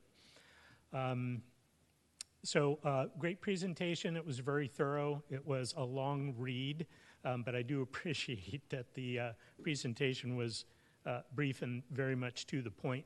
I agree with my colleagues that the point system is definitely preferable versus just the menu options. I think as regards TDM, though, I think where we're kind of falling down is in order for people to feel comfortable not using their cars, they have to have a place to go and a way to get there. And so one of the things that has not been working out very well, as Councilmember Syrup pointed out, is the commercial space that we're asking to be developed at the ground floor level. Along Mission Boulevard, I've noticed that, how long has it been now that those units have been occupied, the residents there? It's been over a year already, right? Has it been a year? Sohei? Yeah. And I don't think any of those commercial spaces are occupied. So we got a problem. And the problem is that we asked for them to be built, but apparently we didn't require that they be filled. And so maybe that's something that we need to look at, so that when people roll out of the units in the morning, they think, you know, I don't have to get in my car and drive 2 blocks to get coffee or 6 blocks to get, you know, to go get some food. It should be right there. And I think our TDM plans are going to fail if we don't give people a way to have a place to go and a reason to walk instead of, you know, getting in their cars. And then similarly, that last mile getting to the BART station, you know, I just live up the hill. I'm maybe 1.5 miles or 2 miles from the BART station, and my kids take BART. But you know what? They get in their car, and then they go park at BART. Why? Well, they kind of have to. There's not really any reasonable way for them to get there. And even if they were going to bicycle, there's not a lot of bike lockers there. And I've noticed a couple times the bike lockers that are there are not secure. They're broken or inaccessible, or, you know, something going on there. So we need to fix that stuff. And I realize we don't own the BART parking lots, but, you know, maybe if we ask them nicely, they'll do something about it. I think that parking expectations, you know, our society is built around the car. I don't need to tell you that. You know it probably better than anybody here. But we're also holding out to this ideal of let's reduce cars. And then we build an environment like Mosaic, which, you know, held out that promise of, you know, TDM, you know, kind of this ideal thing. And that's in our face failure. They're literally blocking a lane of traffic that's trying to make that right-hand turn onto industrial. And so that is a concern. We need to consider some other ways to not just encourage people to get out of their cars, but actually get them out of their cars. And at the same time, not do it in a way that's going to imperil people riding their bicycles. Because now, after what happened this past week, now I worry about what's going to happen in my neighborhood. Not that it's any less tragic that it happened this side of town, but you know what I'm saying? It just looks like, you know, like we're building in failure. And so we're missing something there. And I'm not sure exactly how to fix that, but we do need to put some attention on there. A couple of other things that come to mind. So we're given 75 points for swimming pools, and I think some similar points for hot tubs. And I got nothing against swimming pools and hot tubs, but I think in this period of, you know, concern for climate change, sustainability, water usage and stuff, I wonder if that's really a good idea to give them so many points. I don't really have an answer for that, so I just throw it out there as a question. And then I also noticed separately from that, one of the uses that was listed as being okay near residential was dry cleaners. And I know that there's lots of work been done to reduce contaminants and so forth, but even as late as 2019, there was a study that was done that said people who live within a block of a dry cleaner show significantly higher rates of illness.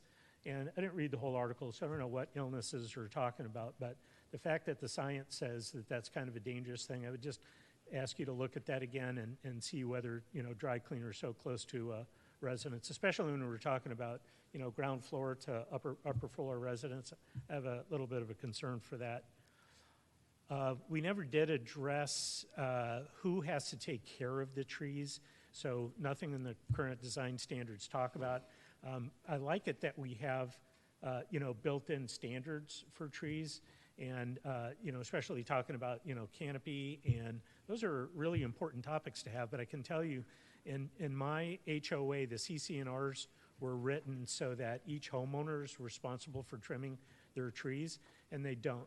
And the HOA that I belonged to prior than that, with 10 times the number of homes, the HOA did the trees. And I think that if we're going to require trees, we really need to put in the CC&Rs that the HOA is responsible for the trees, simply because the homeowners just aren't going to do it. And there's a lot of reasons why they don't, but they're just not gonna. And rather than have that become another, you know, potential danger, now I'm just talking about the street trees, not the backyard trees, but you know, the street trees should be done by the HOA. And I do favor extra points for some kind of rooftop amenities. And I think that's it's a great use of space. It's also, for people who live on the top floor of a unit, not having to go all the way down to the bottom. There's also safety issues. I know a lot of folks don't actually like to use ground floor amenities or outside amenities, especially in the evening, just because they have less certainty about who can occupy those spaces. And so I would definitely consider that and giving extra points to rooftop. Overall, I think it's great work that you've done, and I know it's been a long haul. It's been a few years that you've been working on this, so really great job. Thank you. Councilmember Roach. Thank you. I wanted to add something on the open space. Excuse me, I inhaled some water. I wanted to see if we could add points for developments that improve the safety to local parks.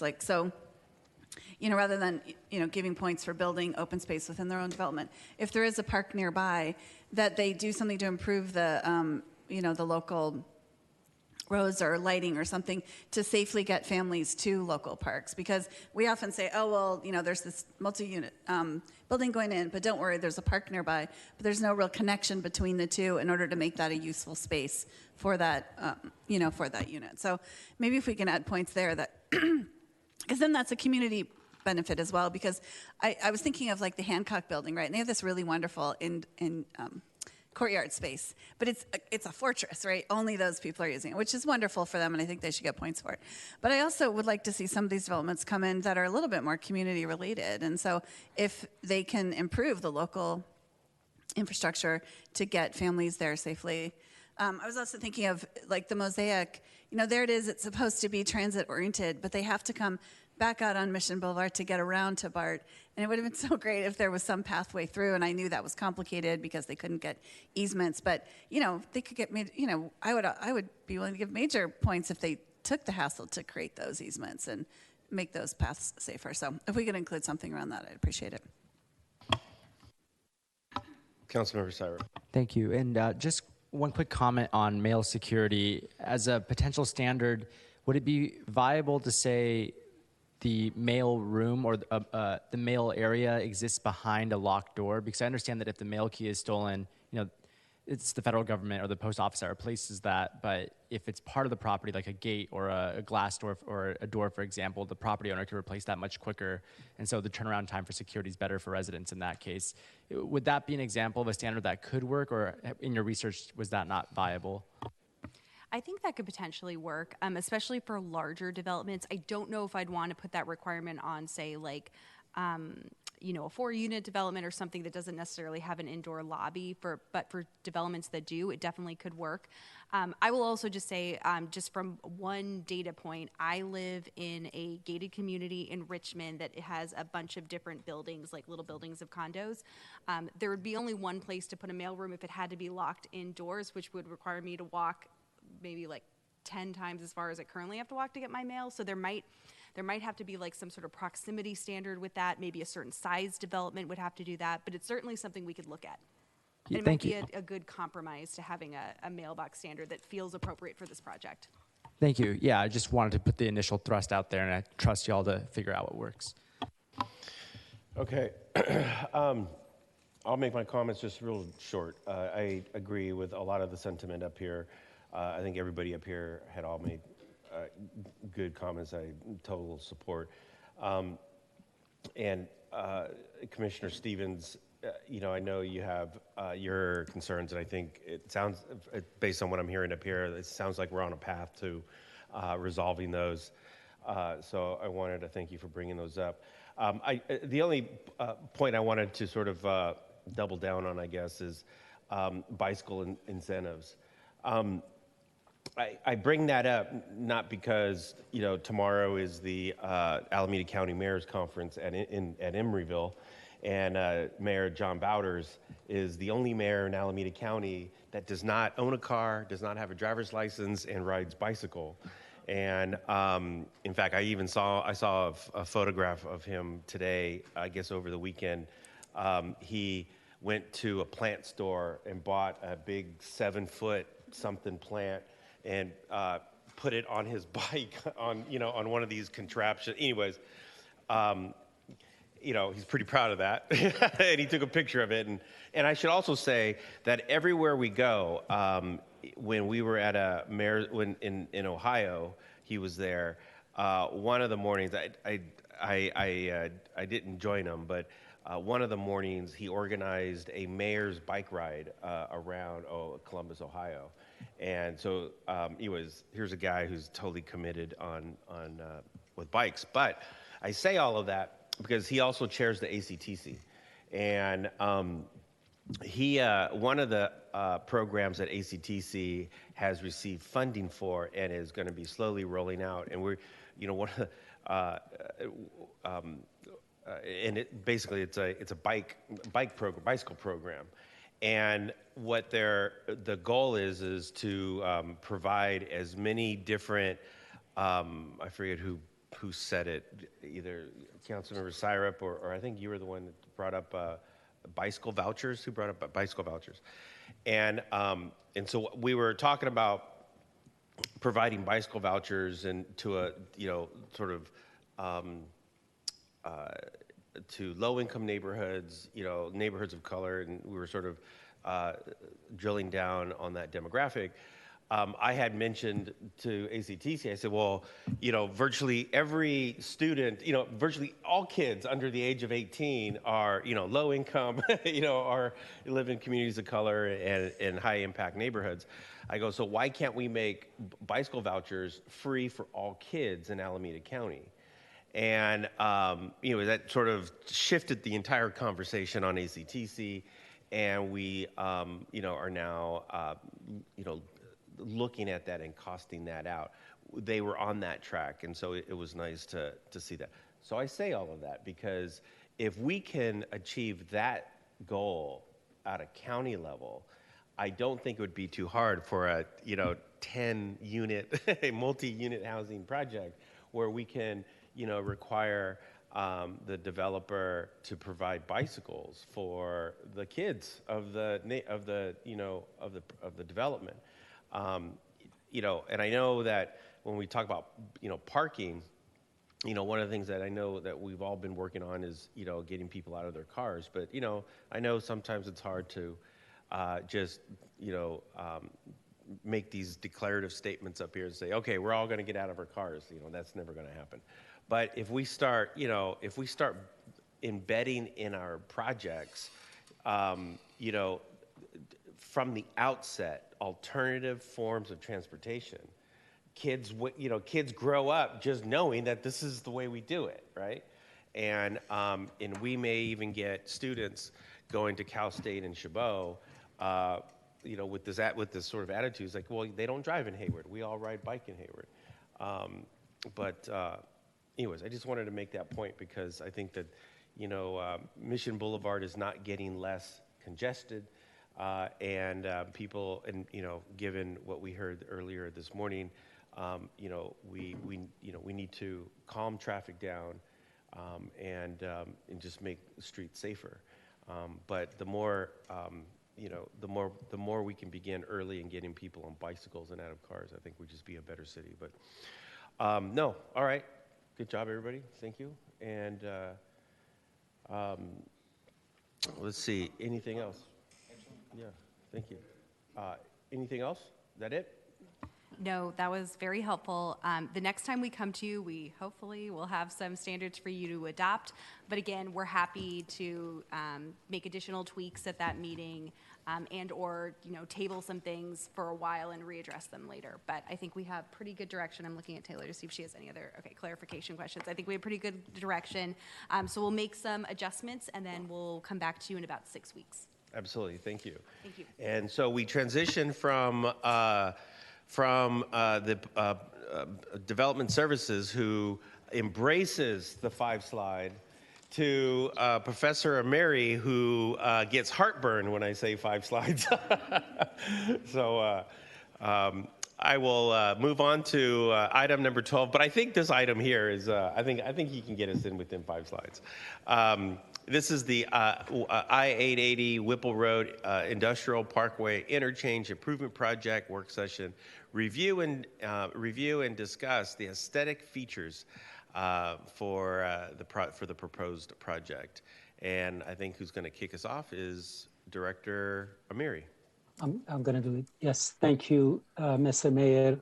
Good evening, Mr. Mayor and council members. As you mentioned, this is a work session item to present aesthetic features of the 2 interchanges that are being designed in Hayward, and receiving comments and preferences and answer your questions. Just wanted to mention that staff had prepared and filed a staff report, which is in your packet. We subsequently received some comments from ACTC staff. In the interest of full accuracy, we have printed a revised staff report, which has been distributed to you this evening.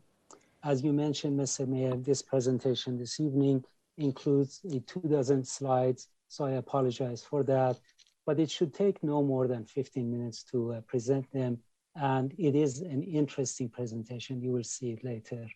We have with us on Zoom Gary Sido, who is the project manager with ACTC, Sasha Dansky, vice president and project manager with Mark Thomas, which is the project consulting firm, and Eric Smith, the project landscape architect, which will make the bulk of the presentation. With that, I'm going to turn this over to Mr. Dansky to start the presentation. Sasha? Great, thank you very much, Mr. Mary. My name is Sasha Dansky. Again, I'm a project manager and principal with Mark Thomas. Eric, if you could start the presentation. I am being blocked by a disabling agent on the screen share.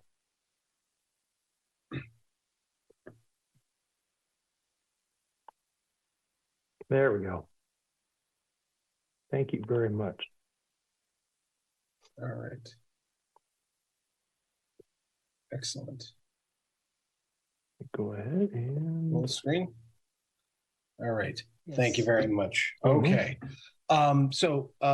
Yes, really happy to be here talking with you about the proposed aesthetic treatments, or the range of alternatives that we have for aesthetic treatments for these 2 interchanges. I think by count, this is about the 4th time we've come in front of the council to speak about this project throughout the project development. And we presented both to the council as well as through extensive public outreach and to through the environmental process and public meetings to gather input during the environmental phase of the project, which we have now completed and are now in the final design process. During that time, one of the key things that we heard was the importance of the aesthetics of the project and the importance to reflect the community nature and really have high quality aesthetics associated with this major capital investment. Let's go to the next slide and talk quickly about what the project is. So what this project is 2 improvements at 2 interchanges. The Whipple interchange, which is to the left of the screen, and the Industrial Parkway West interchange to the right. The project purpose is to improve access and circulation within the project area and to improve multimodal access through these 2 major arterials and that currently lack really adequate bicycle and pedestrian infrastructure. As part of these projects, the primary focus will be to construct a new northbound off-ramp to Industrial Parkway West, and in doing so, improve circulation. In order to do that, we are going to be replacing the Industrial Parkway overcrossing that exists there today with a new overcrossing structure. We'll be adding, again, the new northbound off-ramp, as well as improving the geometry of the ramps at Industrial, as well as the ramps at Whipple Road. Also, a key component of this project will be to add protected bike lanes and improve sidewalks along Industrial Parkway, as well as adding Class 1 bikeways on both sides of Whipple Road to provide safe and accessible crossing underneath 880. As part of this, we will be constructing numerous numerous structural elements, bridges, retaining walls, and what we're here to talk with you today is the nature of and what those aesthetic treatments will look like once we finalize the design of the project. One thing that I want to make sure that that's important for the council to understand is that as part of the project, and the city and Caltrans will be entering into a maintenance agreement, which will govern the long-term maintenance of the facilities. And as is typical, the maintenance of the local roadways as they cross through the Caltrans right-of-way will become the obligation of the city of Hayward. So as you think about the elements, it's important to kind of consider some of those considerations and the costs and the trade-offs. So with that, let's get on to the fun things and the pictures, which is what Eric is here to talk to you about. Thanks, Sasha. Look at these slides as more of a visual aid for the question and answer period and discussion that we have after the presentation. I'll hit the high points of all these slides. I know there's a lot of them. So I'll just touch on the important elements of it. And if we need to, we can come back and revisit some of these slides pretty quickly.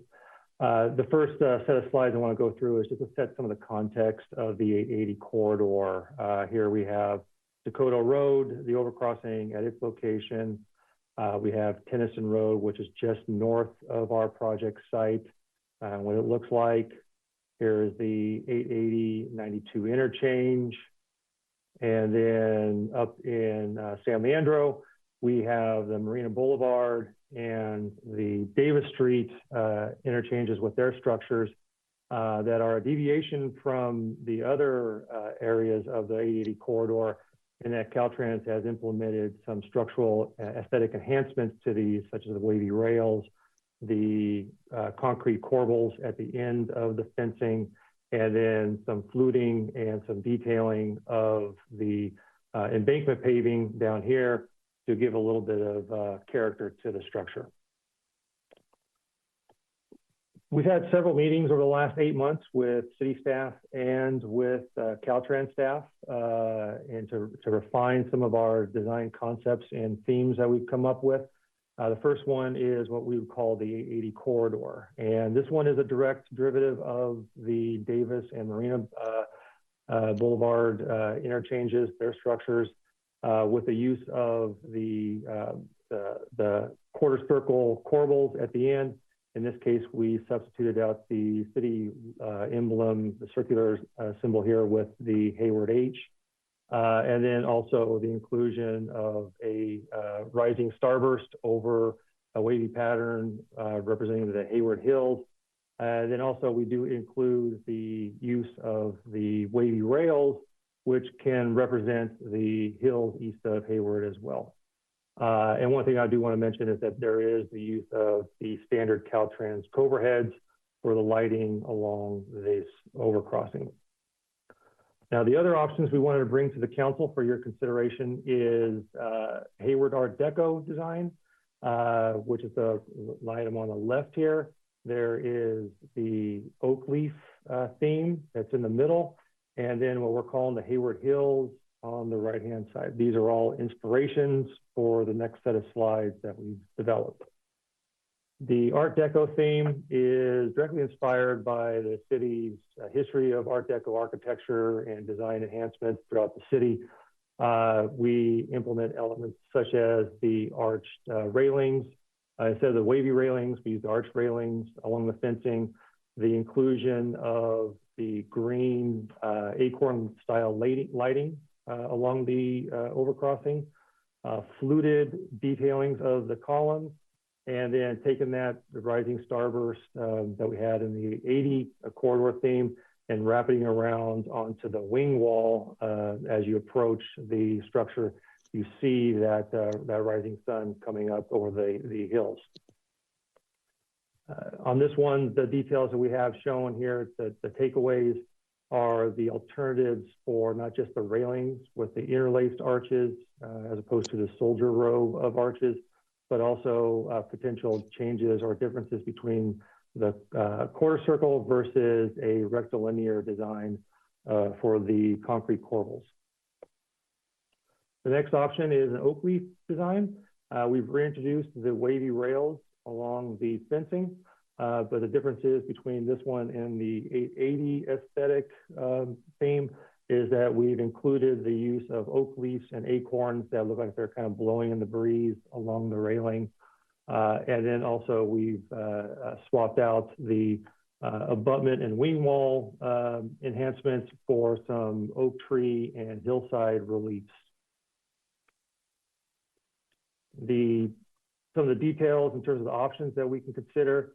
Here you see the wavy rails with the Hayward green application of color, and then the quarter circle with the oak leaf and acorns interlaced into the concrete, as opposed to the option of going with a square rectilinear concrete corbel with an oak tree set into it.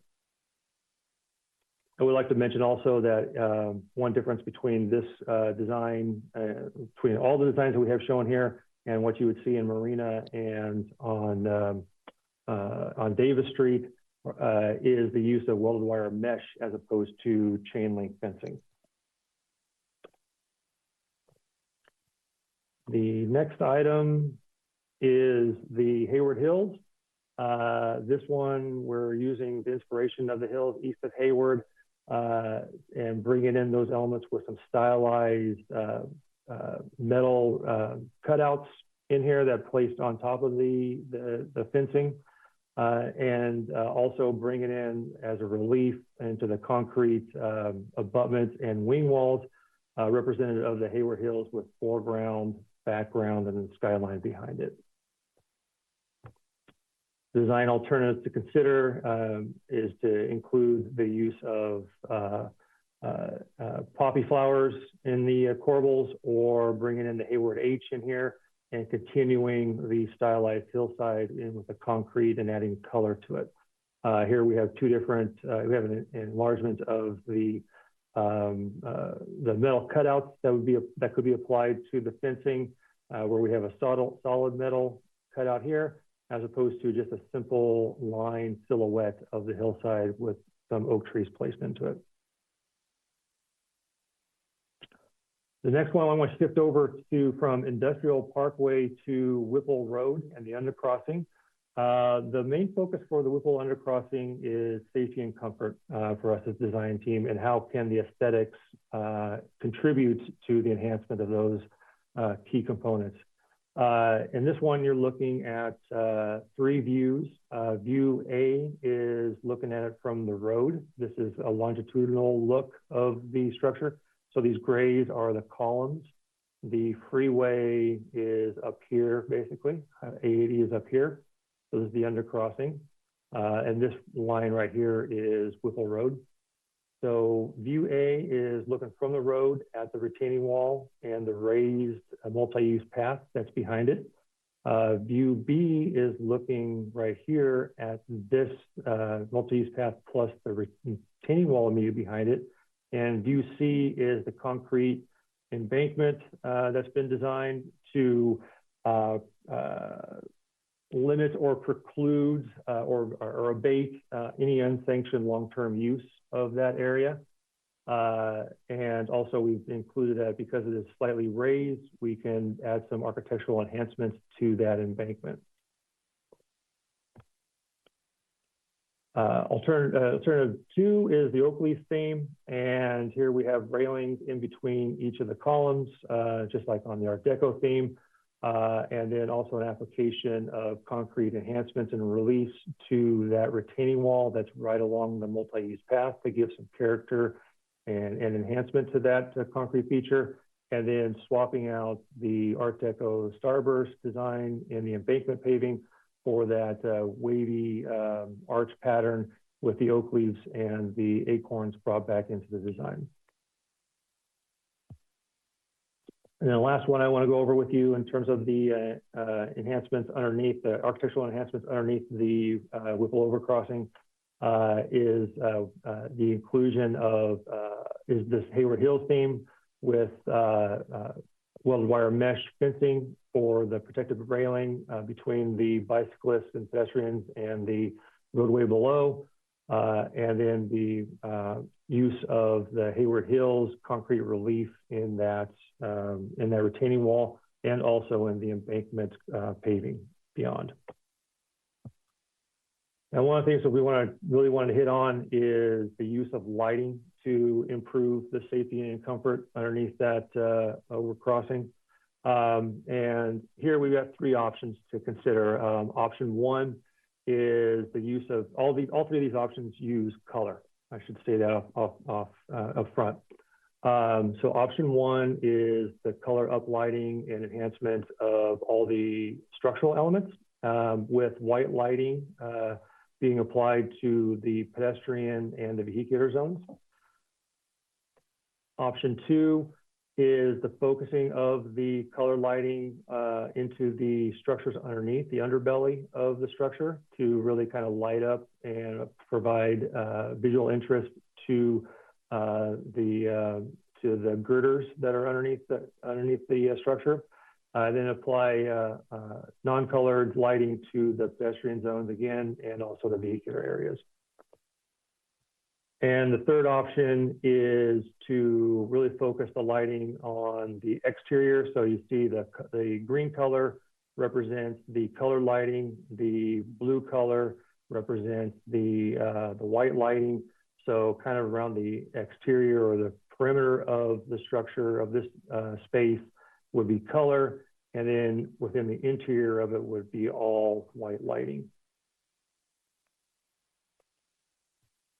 One of the elements, the lighting elements that I wanted to highlight is the use of soffit lighting that is lower and more direct onto the surface of the pedestrian zones, bicycle and pedestrian zones of the undercrossing. I do want to mention that this would probably entail additional maintenance and upkeep due to its ease of vandalism in these particular areas, as opposed to the other lights, which are raised up above and mounted to the structure. Other design aesthetic features would be to implement or carry through the designs and the styles of the signal lighting within downtown Hayward, also the acorn lighting of the pedestrian lights, and to apply, where appropriate, the wayfinding standards established in downtown. In between Whipple and Industrial, there's some minor structural elements that I want to bring to your attention. One is the safety barrier that runs between the two different directions of traffic on 880.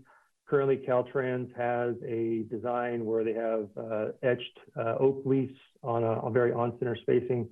Caltrans does have plans in the future to increase the amount of these leaf etchings and to include a wavy line in that structure. We propose to continue that and not change that plan. Also, there are a few sound walls in the project. We would continue the design theme and the aesthetic of the existing sound walls that are out there and within proximity of our site. And also there's the gore paving at the exits and on-ramps of the freeway. And we would carry forward the same designs within the 880 corridor that is currently found in other interchanges.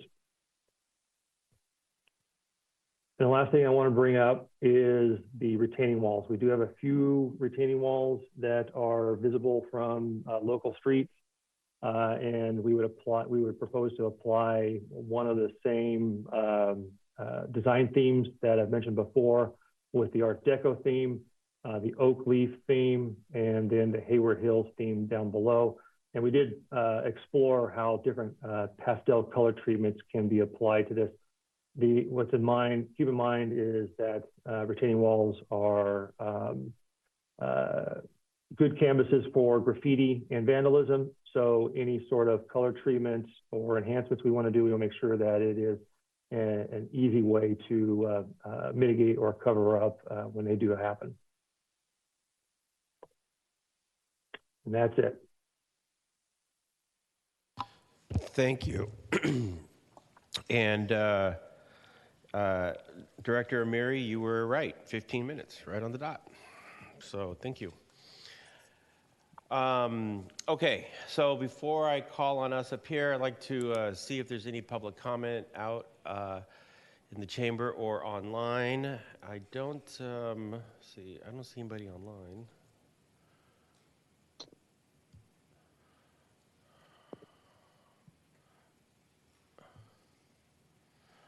I don't see a hand raised online. I don't see anybody here in the chamber.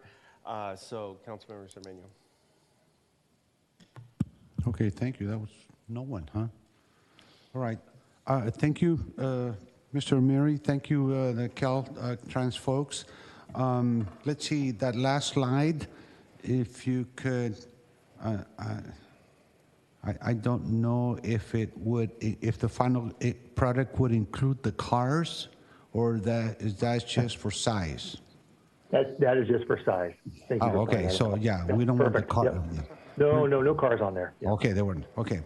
I love the lighting under the underpasses. That's one thing that we are really lacking at the moment. So thank you. And the coloring is an extra added. And to tell the truth, anything that we do now would be a complete improvement over what we have at the moment. So thank you for that. Of what you showed, my personal preferences are trees and leaves, but I want to see if maybe you could add our city flower, which is the carnation, and then also maybe the cliff swallow, which is makes his house or his home here in the city of Hayward. And with that, is this going to be done by next year?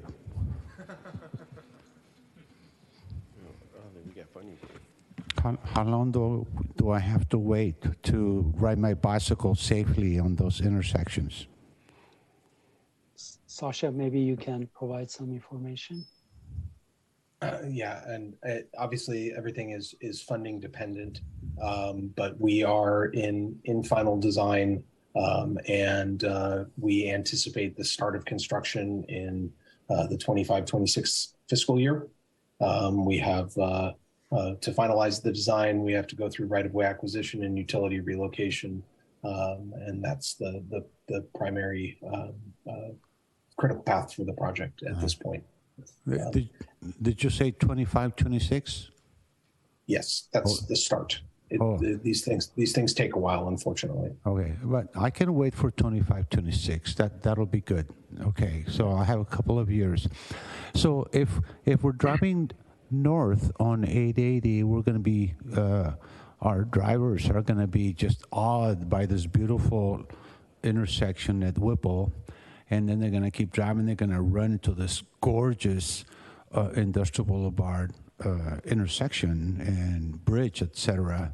Then they're going to run into this ugly Tennyson Road chain link fence. Is there any way for us to include a nice looking chain fence on top of the overpass at Tennyson? Mr. Miri, help us out, because that looks pretty ugly and it's all bent out of shape. Maybe we could include a couple $100,000 for a new fence, a new railing or something. Council members Armenio, we are aware of the City Council desire to do something about Tennyson interchange. This is a priority for us, for the city. We are seeking different levels of funding. We are working on a grant application, a federal one, that we are hoping that is going to be fruitful. We are now engaging some experts to help us prepare the application to submit in a matter of a week or two. We know that this interchange is top on your agenda for safety reasons and also for aesthetics. All right. Okay, so it is a safety issue on the one on Tennyson Road. And the pedestrian overpass is a nice looking one. I thank you all for the report. And if we can speed it up by a year or two, I'd be more thankful. So thank you very much.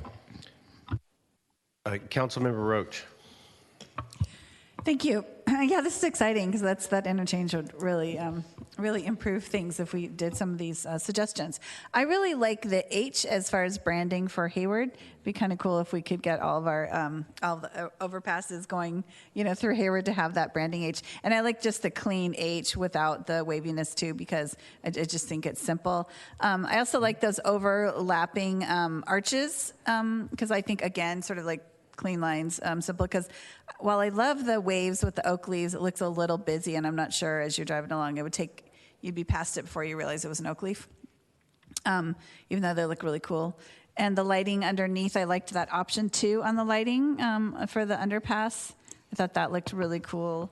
And then as far as the other decoration, I really like the sun, emanating sun as far as for the lower treatments, I think it was.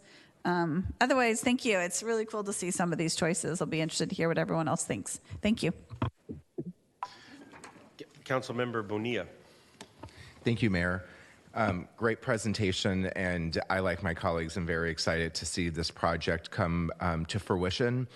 I do like the Hayward Hills design generally, and I also like the clean Hayward H. I think the oak leaves remind me of Oakland a lot. So I really like the Hayward Hills and the H. Option 2 for lighting, I like that as well. And I like the design on the retaining wall that's in alignment with the Hayward Hills design. I think we're known for our hills, and I think it's just a beautiful way of also, I think, nodding to the fact that we're a green community, we care about our hills, we care about our environment, and it's a clean design. So thanks, Mayor. Councilmember Syrup. Thank you, Mayor, and thank you for the presentation. I really like a lot of these aesthetic choices. I think it's fun to expand the design vocabulary of our city, and I think a lot of these options do just that. And so I'm kind of excited to see these motifs incorporated into other projects in the future. I think before I give some of my comments on which options I like, I want to start off with just a wonder. I'm wondering, if there's a way for us to reallocate some of the cost of beautifying the overpass to public art projects that are more human-centric, because this is an overpass and an underpass. These are areas that are going to be preoccupied by cars like 98% of the time, that humans, whether or not, it's lipstick on a pig for lack of a better term, whether or not we make it the most beautiful overpass or underpass, humans don't want to really walk over these in general. I think they want to bike over it, so I see value to having the bike lanes on here, and I'm really happy to see those pedestrian and bike safety improvements. So before I get into which options I like, I just wanted to pose that as a wonder. I know this is tied to funding, and so maybe that's why, if this funding's available, we're just going to spend the money on that. But first I wanted to start with a question. Is it possible if we just went for the bare bones, let's just make this a safe overpass and underpass, is there an option for us to maybe save some of those funds for a different project that's in a more human-centric area, or because we got the money and we got to spend it here, we're just going to make it look as nice as possible? I will ask Mr. Sidhu to respond to your question, Council Member. Yes, Gary Sidhu here from Alameda CDC. This project is about $200+ million total cost. Right now, we have about $100 million from Alameda CDC tax and measure BV. So we are still over $100 million short. So first of all, we need to fully fund the project, like Shasha mentioned at the beginning. To get to the construction, we have to have $200+ million budget. Secondly, any money allocated to this project has to be spent on this project. The way state funding system and the project delivery works, you program project by a particular, you program fund for a particular project, and you spend on that project. Yeah, if the city has desire to spend any money on any aesthetic treatment elsewhere, that has to be a separate project and funded separately. Got it. Thank you. All right. So moving through the themes, I really like the Hayward Hills theme for the overpass. The fencing option 1 with the concrete barrier option 1 looks great to me. I'm hearing my colleagues like the H. I could go with the H as well. For the wings, what's that term called? The wing wall. I actually do like the oak wing wall. I kind of feel like it paints a picture of like trees on the bottom and hills on the top. So I'm gonna mix up the options I like here. I would say for the wing walls, I would want to incorporate the oak wing wall. Does that make sense? It does. Okay. And then, yeah, so concrete barrier inspiration 1 makes sense to me too for the Hayward Hills theme. And then I really like the oak leaf theme for the underpass, the undercrossing aesthetic for the retaining wall and fencing. So that's B. I agree with Councilmember Roach. I think the waviness of the lines, I couldn't really tell if it was music, if it's like plastic bags floating down a stream. So I'm not a huge fan of that one in particular, and I'd advise moving away from it. I could also live with retaining wall B for the Hayward Hills theme too. And then just a question on lighting options 1 and 2. I lean more towards lighting option 2 just because I think it creates a clearer place for pedestrians and cyclists and other forms of transportation, and also discourages folks from spending a lot of time there. Option 1 feels quite spread out. Did we do studies into like how these spaces are occupied by people over time? I just want to make sure this doesn't become a place where it becomes a public safety hazard for folks walking through it.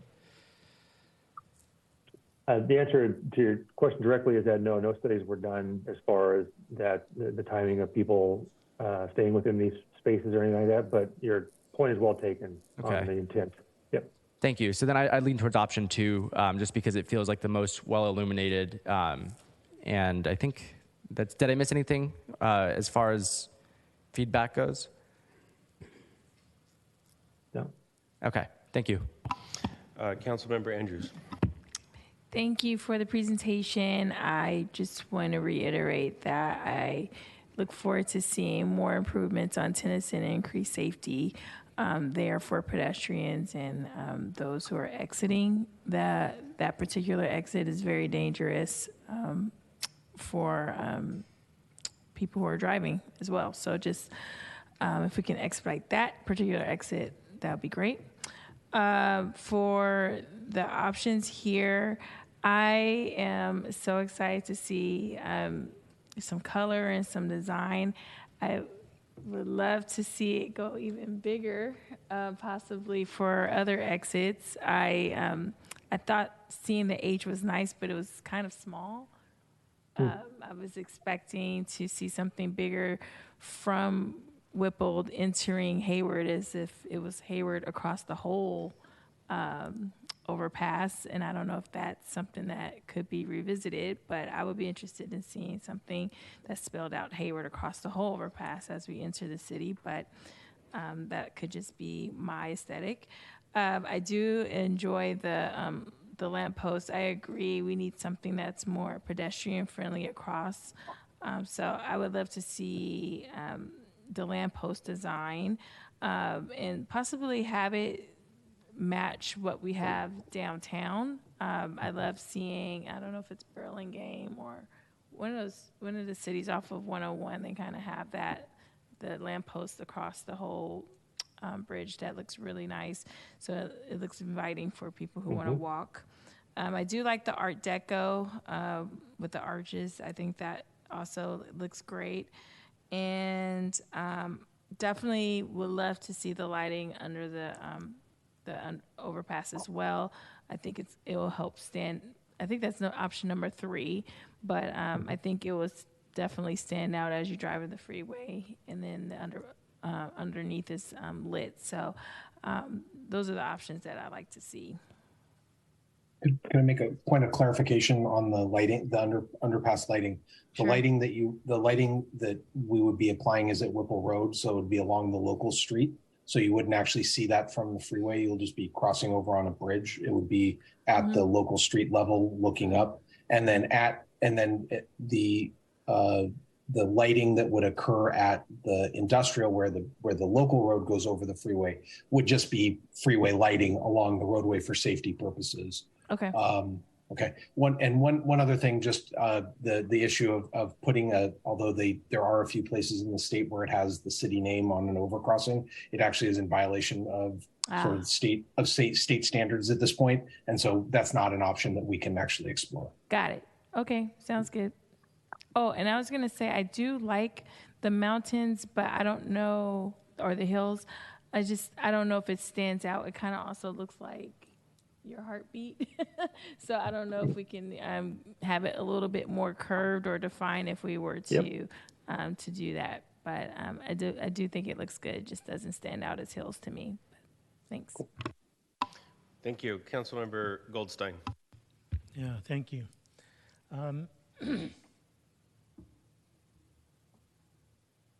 So, first of all, thank you for this great report.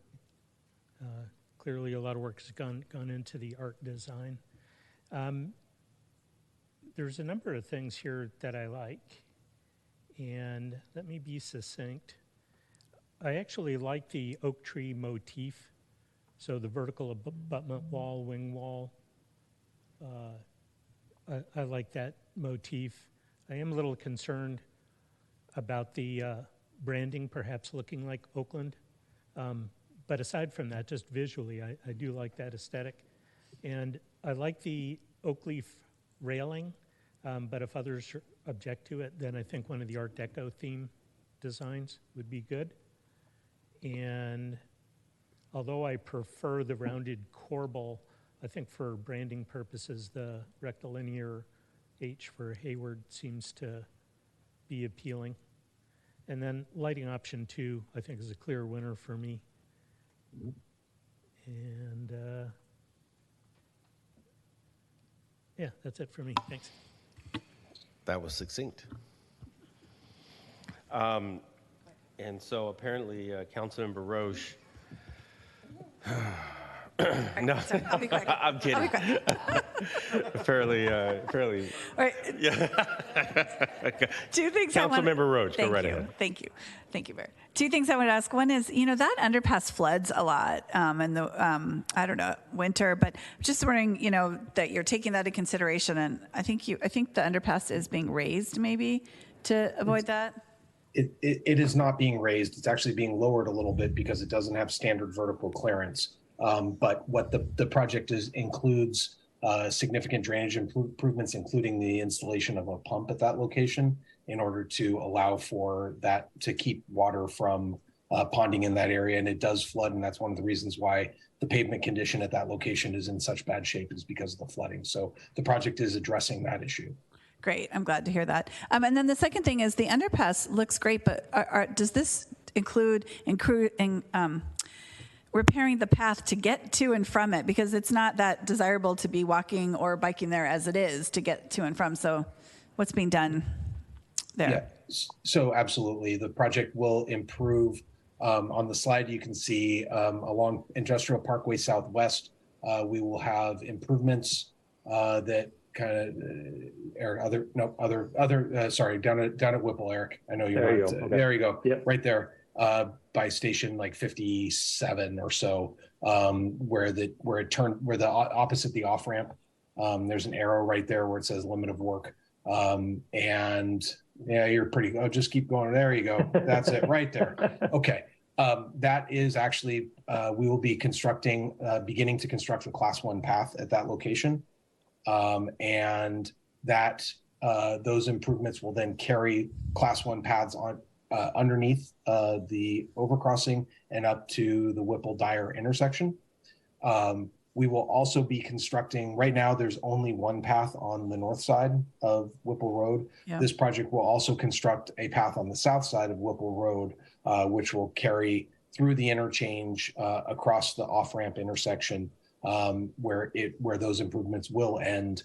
But I know that the City of Union City has plans to improve with a separate project the connectivity along Whipple Road.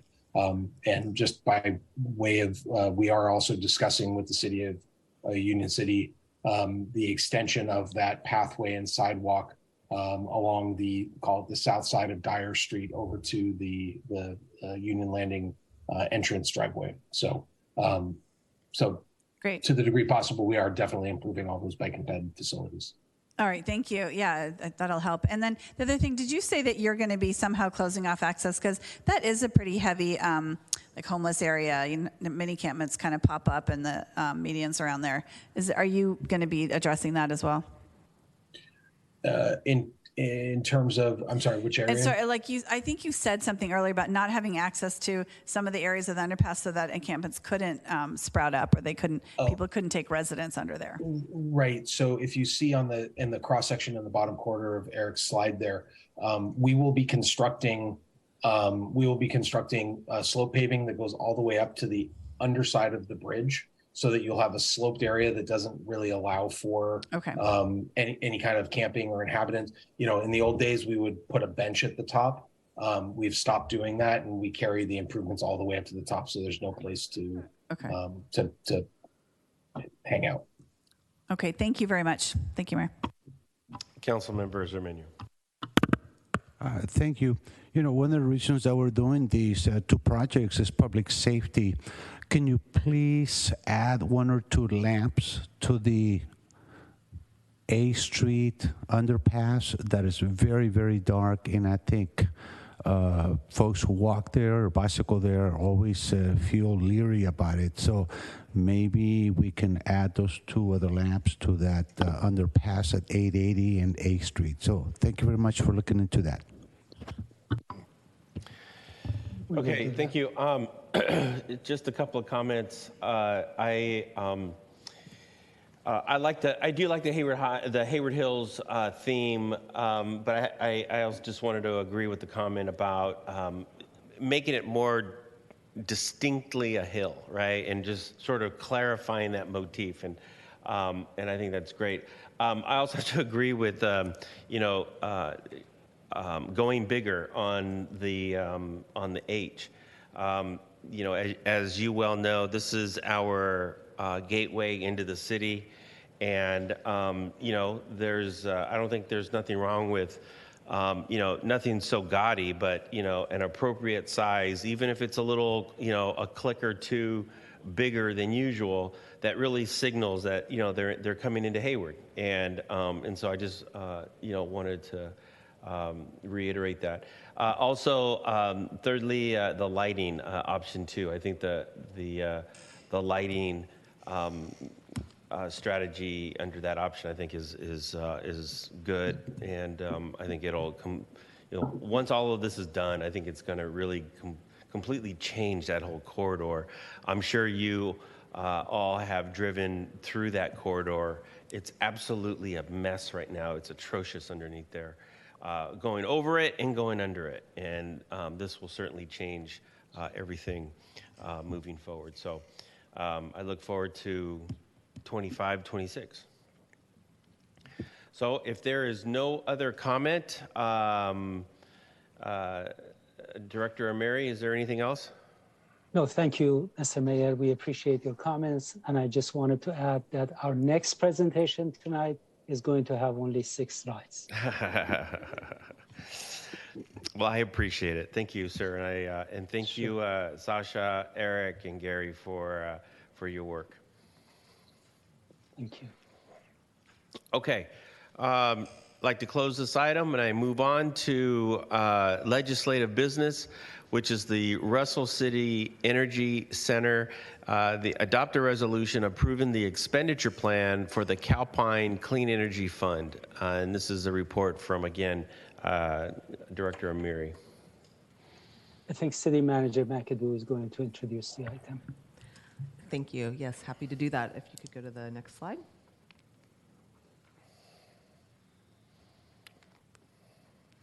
So just by way of background, wanted to provide some context for this item. As many of you recall, there was a major explosion and fire at the Russell City Energy Center operated by Calpine on May 27th, 2021.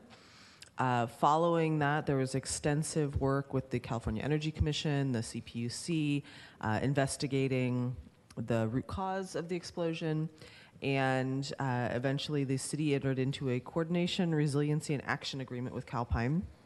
And the initial agreement included a $150,000 donation to the fire department hazmat response vehicle, as well as a $20,000 contribution to the Russell City Reparative Justice Project. There were additional settlement negotiations and some additional fines that were levied by the California Energy Commission. thanks to our legislative delegation, Assemblymember Ortega and Senator Wahab, who interceded and asked the Energy Commission to consider potentially giving some of those funds to the city of Hayward. That resulted in about another $1.25 million being given to the city for clean energy and energy efficiency projects. So this item is basically outlining what staff is proposing in terms of the use of those additional $1.25 million of funds. So I will turn it back over to Mr. Pearson.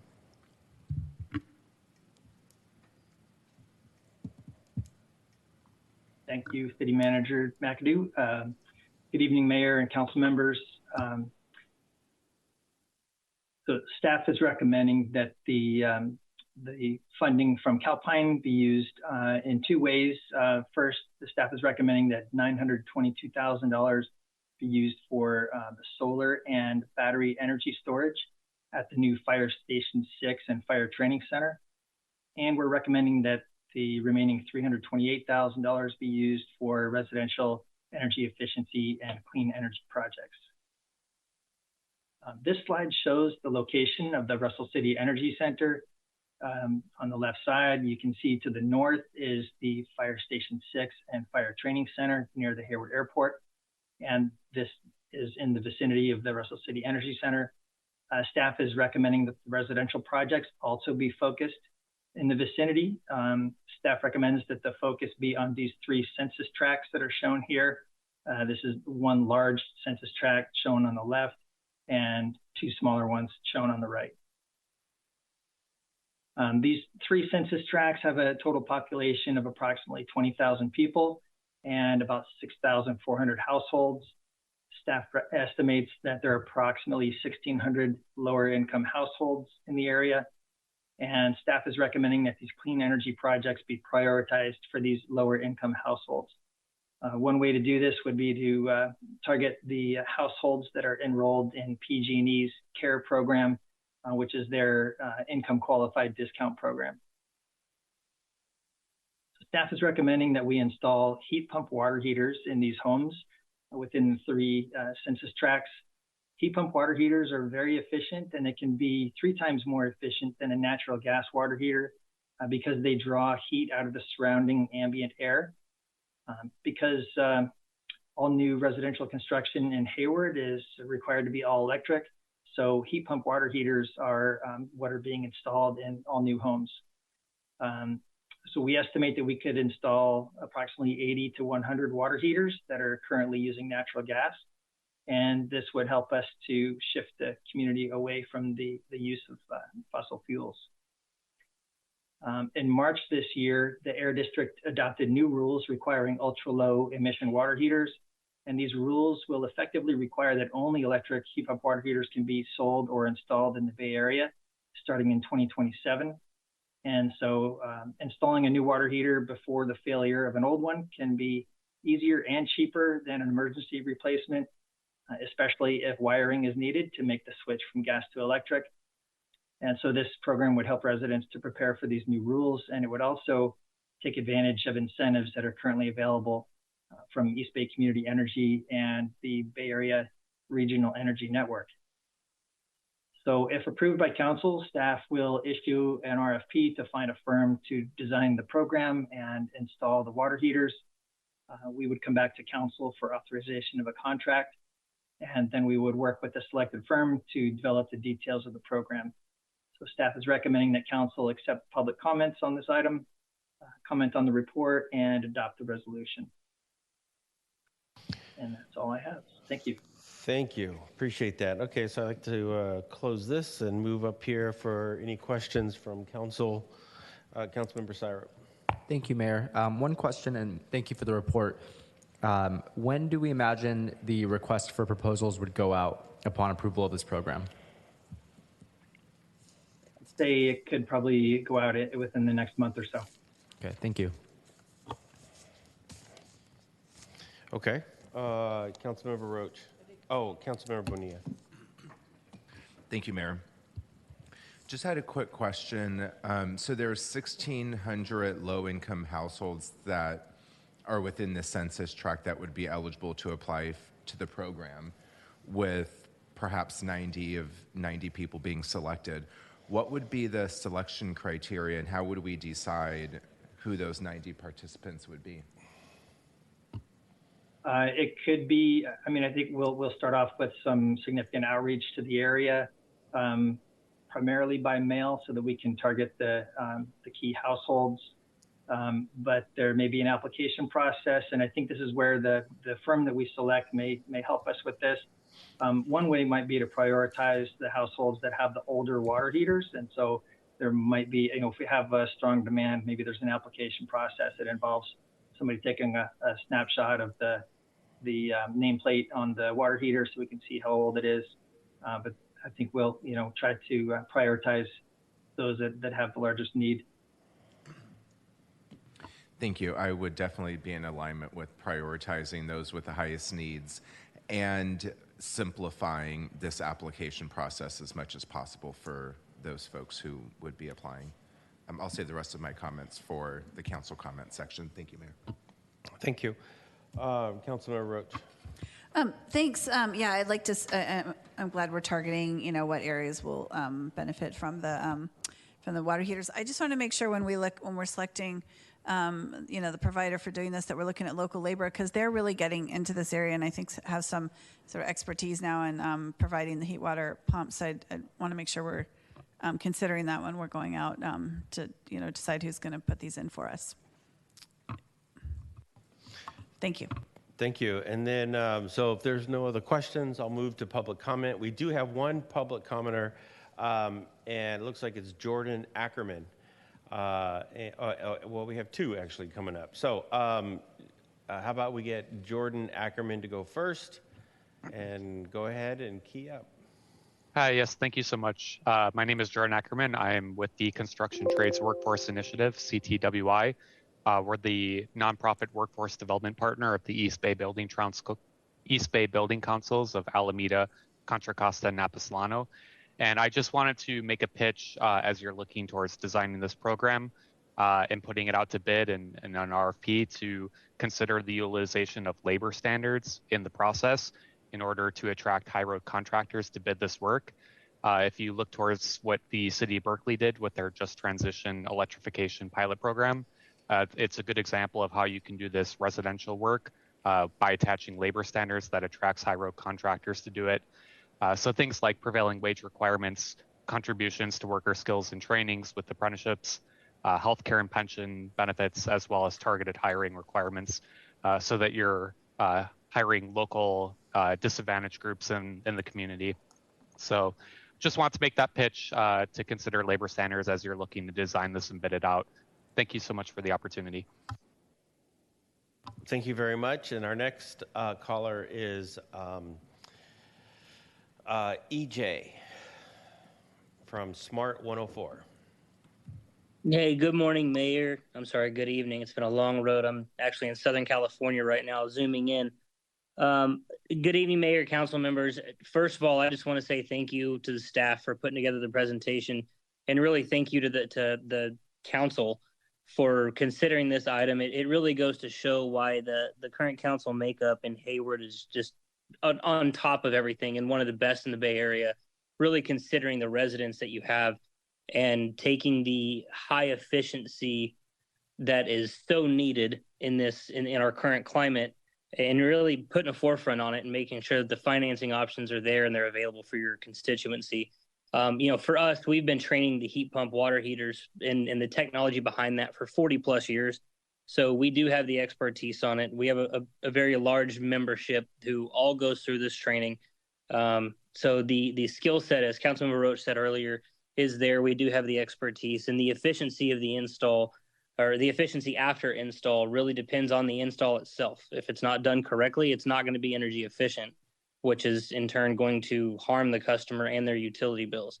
For us personally, we have 1,200 applicants right now that are trying to get into a middle-class career, and projects like the Berkeley RFP are helping us to carve those pathways for the middle-class entry that these folks and their constituents are looking for. In our 1,200 applicants, we have about 100 of them or so that are Hayward residents. And that's not even including the 800 plus Hayward residents that we have within the building trades. So to the council member's point earlier, the local workforce is here, ready, willing, and we as the workforce love nothing more than to build our own backyard. So considering the local workforce and the potential middle-class career opportunities that you can provide for your constituents should definitely be on the forefront of the minds when making decisions regarding this RFP. Thank you and have a good night. Thank you, and thank you for your kind comments. And I don't see anyone else online, and so I'd like to return up here to the dais and see if there's any questions or comments. Councilmember Syrup. Thank you, Mayor. Just wanted to first thank staff for putting this proposal together. I think this is a great example of what it looks like when we are prioritizing equity and environmental justice. We had a community that was harmed by an explosion from an energy source that we're trying to move away from. And I want to also express my appreciation to our city manager and staff for being quick and adept at securing these funds for us so that we could, make lemonade out of lemons. I also wanted to acknowledge our public commenters. I think it would be great to use local labor for projects like this. When we talk about a just transition, I think that's a component of it, making sure that we're using skilled labor, making sure that they're good paying jobs, making sure that the folks that are being serviced by this skilled labor are the ones that need it most. And so to me, this is really an exercise in us practicing what a just transition looks like. And so I'm happy to support and move this item, and I'm hoping that as the city puts forward an RFP, they take that into consideration. Thank you. Moved by Councilmember Syrup. Hold on a second. Councilmember Andrews. Thank you, Mayor. I was just going to say, I hope this this item becomes a model for anything that happens in our community to show that there will be accountability to our community directly, and also leveraging that to help benefit some of the initiatives in terms of not just emergency responsiveness, but also looking at ways we can do a response in terms of social justice. And I think the city did a really good job in ensuring that. I agree with the comments from the callers. Hope we can, find a solution in terms of the RFP. But just wanted to, again, give kudos to our city for this. And just wanted to know, I did have a question, if that's okay, is just ensuring that if there is something else that comes up with this particular location, are they really equipped to make sure they have the contact emergency response that is necessary for the community? And have they made any kind of progress in terms of response in terms of an emergency? We actually, there's a new plant manager out at the plant, and our public works director and our fire chief and I just met with him a couple of weeks ago. And Okay. so making sure that we have those connections and that we're following some of the rules and agreements that we made in the cooperation agreement, which included annual drills, communications with the fire department, et cetera. Okay, great. Thank you. Thank you. Councilmember Bonilla. Thank you, Mayor. I agree with the comments from my colleagues. I do support this project as well. I think an investment in clean energy for Fire Station 6 and the Regional Training Center are really good investments. And I love the idea of working with our low-income communities near the Russell City Energy Center to pay for and install these electrical heat pump water heaters. It's going to shift us not only from fossil fuels, but these water heaters are proven to be more reliable, they last longer, they operate with less noise, and I think the community that we're going to be that's going to benefit from this is the right community because they were the ones that were impacted by this. I support the program because it also removes many barriers from low-income communities. which is just the sheer cost of these water heaters are expensive, right? So now not only are we going to pay for the water heater, but we're going to have it installed. And I could not agree more with EJ's comments and those of my colleagues. It would be great to have those water heaters installed by our local workforce. So I am in full support of including labor standards within our RFP process and prioritizing that. So I know Council Member Zermenios will be seconding this item, but I think it's a great way of, as Council Member Andrew said, holding accountability where it needs to be and making sure that we're transparent with the public in how we do it and how we're centering our decisions amongst our most vulnerable community members. So thank you, Mayor, and happy to see this moving forward tonight. And thank you to Wahab and everyone else who helped us make this happen, including the city manager.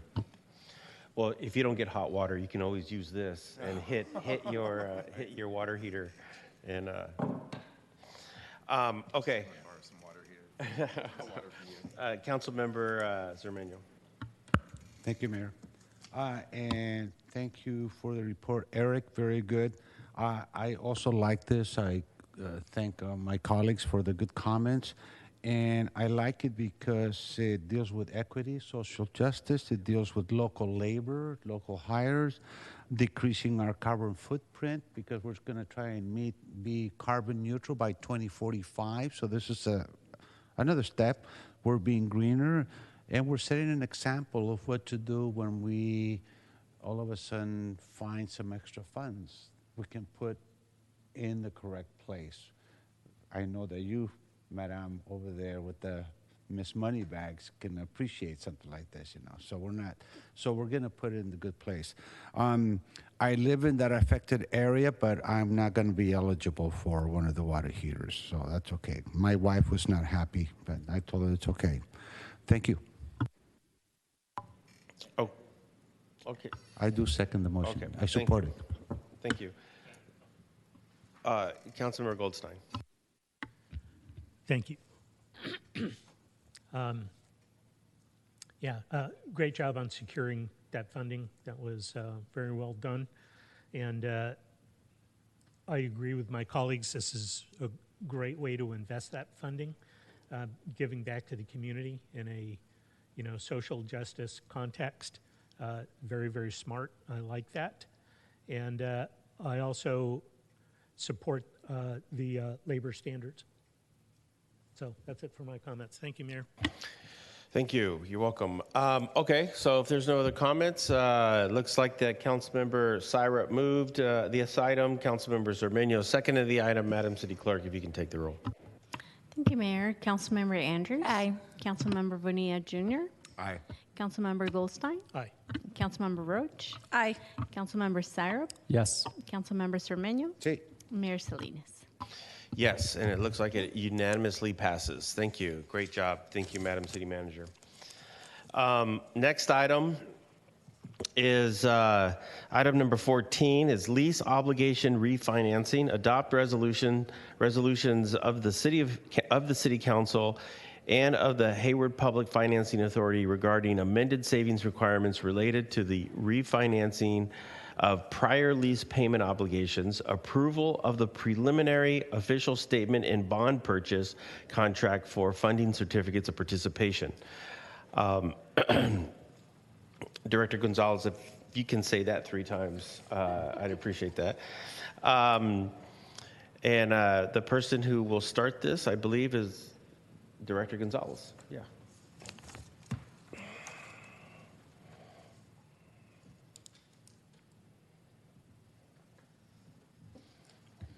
Perfect.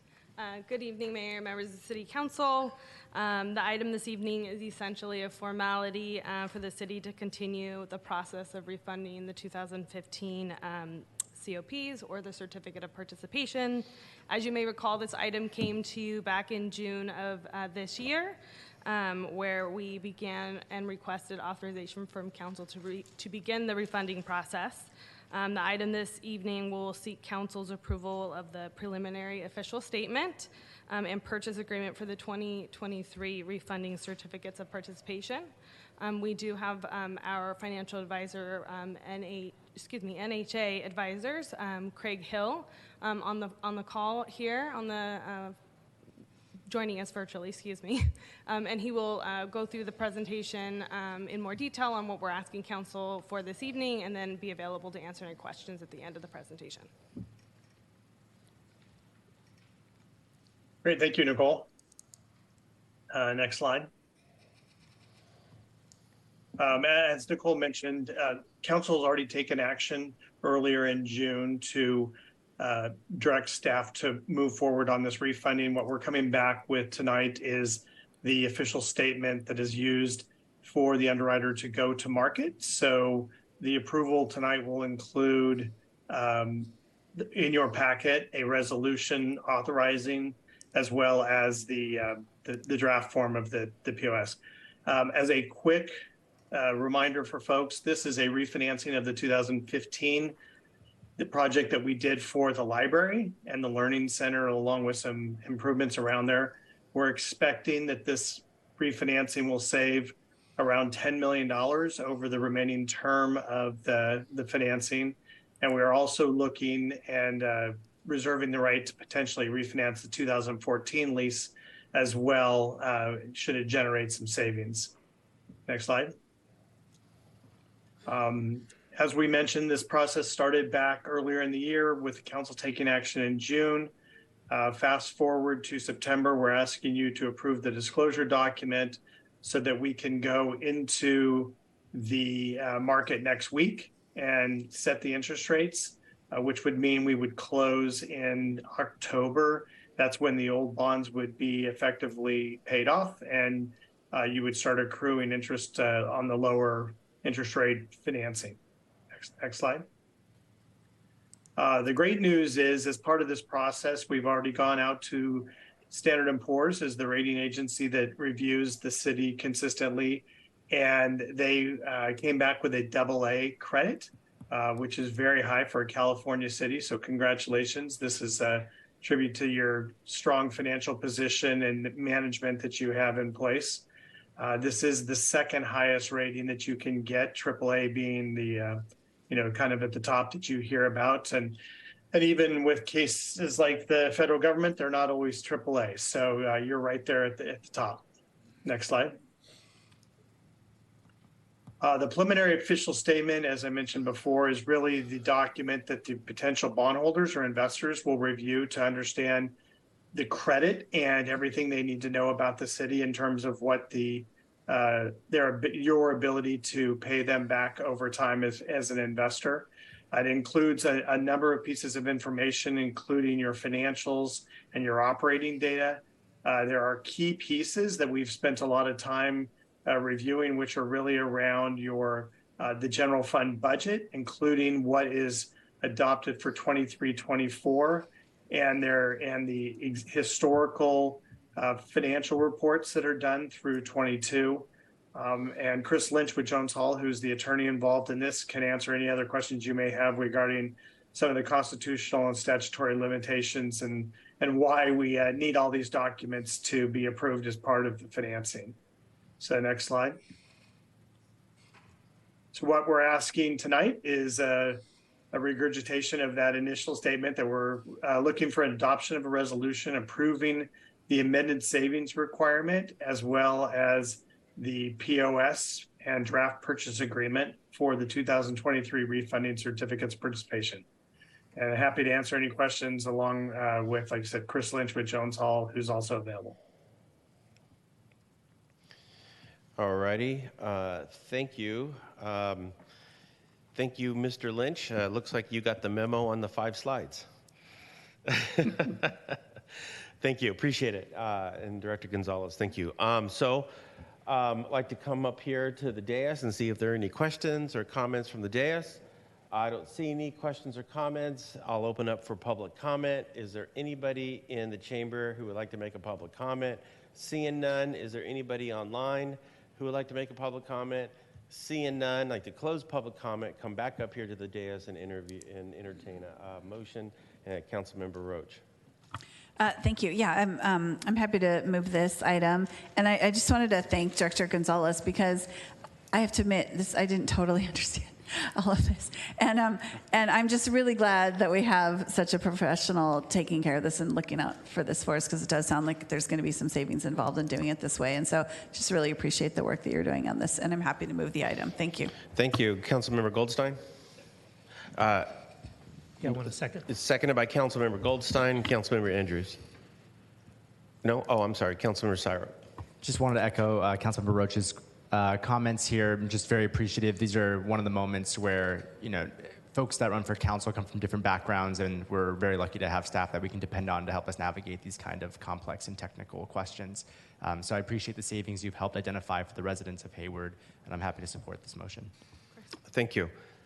Seeing no other, moved by Councilmember Roach, seconded by Councilmember Goldstein.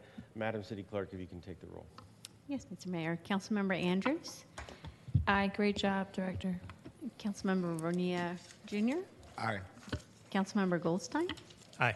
Councilmember Roach? Aye. Councilmember Syrup? Yes. Councilmember Cermeño? Yes. Mayor Salinas? Yes, thank you. Unanimously passes. Great job. Thank you. Moving on to informational item number 15. This is the informational report on Cal City's 2023 annual conference scheduled for September 20th to the 22nd, 2023 in Sacramento. And I believe Madam City Manager, you're gonna. Yeah, there's no presentation on this. It's simply just an informational item. Yeah. Okay. I'll be going. I think Councilmember Syrup is going. Councilmember Goldstein is going. Councilmember Cermeño is going on Thursday. Councilmembers Roach and Bonilla. Wow. Okay. Wow. Wow. Wow. Okay. All right. There's for the newest council member, there's like a hazing that, there's. Well, I was watching Hard Knocks, and this season of Hard Knocks, it's the New York Jets training, and what they do to rookies is, they go out to dinner. They go out to dinner, and everybody orders, everything. And then they get up and they walk out, and the rookie has to pay. So bring your wallet. Bring your wallet. Okay. Well, good. All righty. Thank you. And we'll see everybody next week in Sacramento. There's one more item. Yeah, I know. Oh, sorry. I know.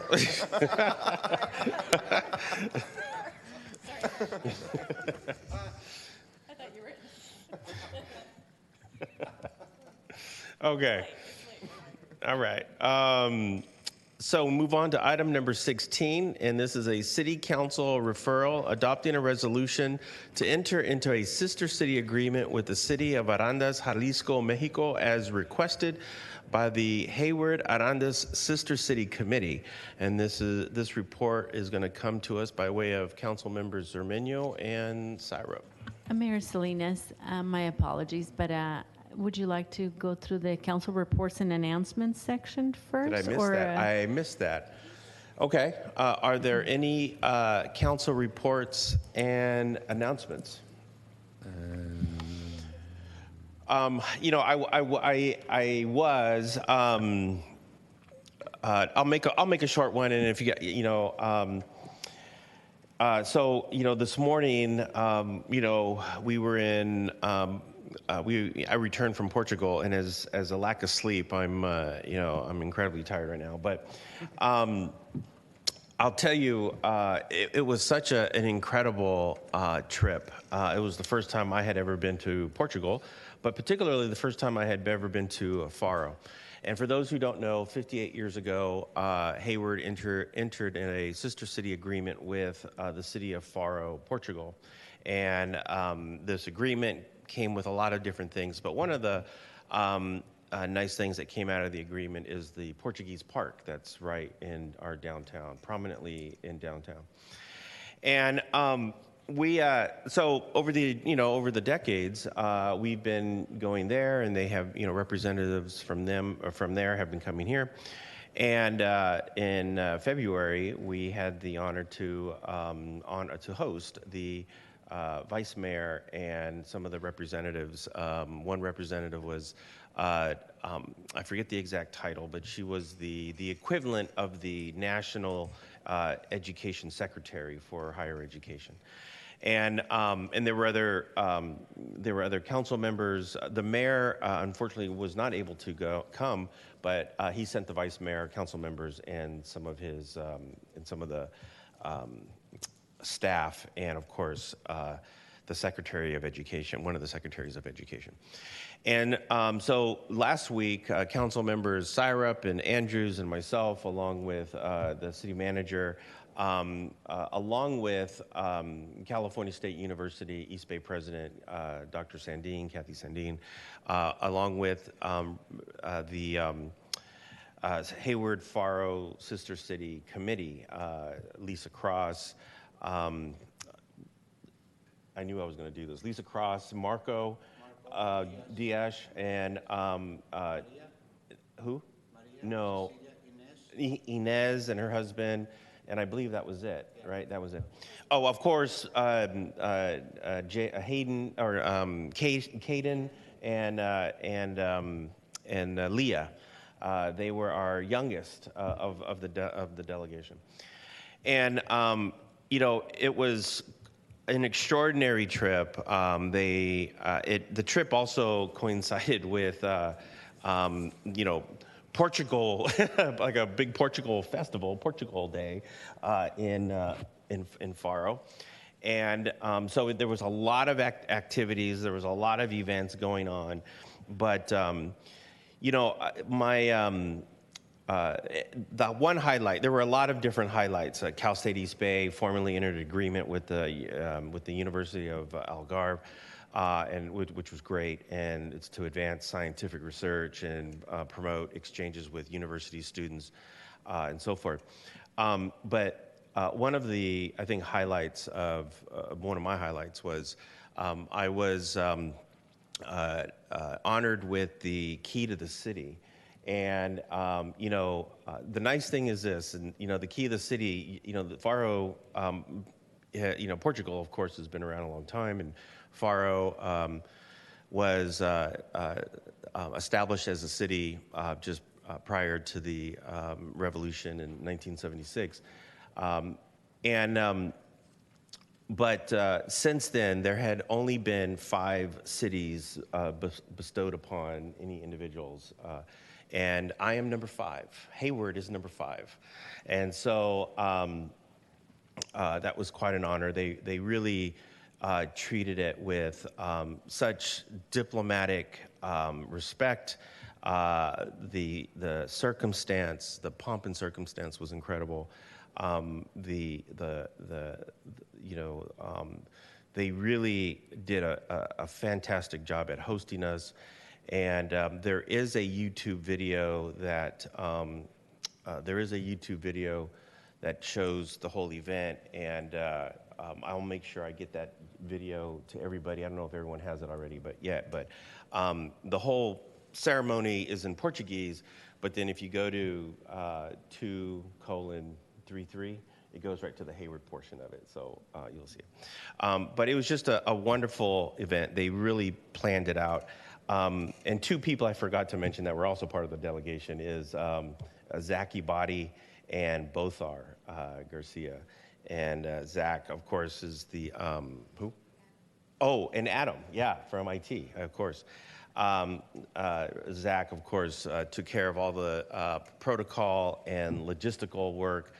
He was partnered with the mayor's chief of protocol and logistics. And of course, both are documented. He was our videographer of the whole trip. I can't imagine how much memory that he used, but it was just an incredible. I'm still processing it right now, and I will.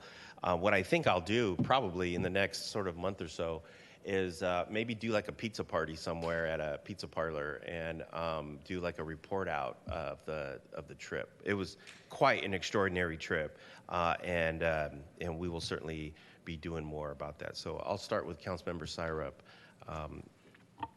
Thank you, Mayor. I'll try to keep my comments brief. I just want to express my profound gratitude to the Faro Hayward Sister City Committee for the significant amount of work that went into fostering and helping develop this relationship, not just with the other municipality, Faro, but also with our city staff to help pull together something as incredible and as difficult as this. I mean, it's hard enough to schedule an event for myself. Try doing that for 2 councils in a country across the ocean. I had the privilege of, or I've had the privilege of traveling to a lot of countries in my life, and Portugal immediately shot up to the top of the list. The level of hospitality was incredible, and I found myself just inspired every single day about ideas that I wanted to bring back to Hayward and implement for our city. And so I just also wanted to communicate the value of the sister city relationship, especially as it pertains to the next item on the agenda.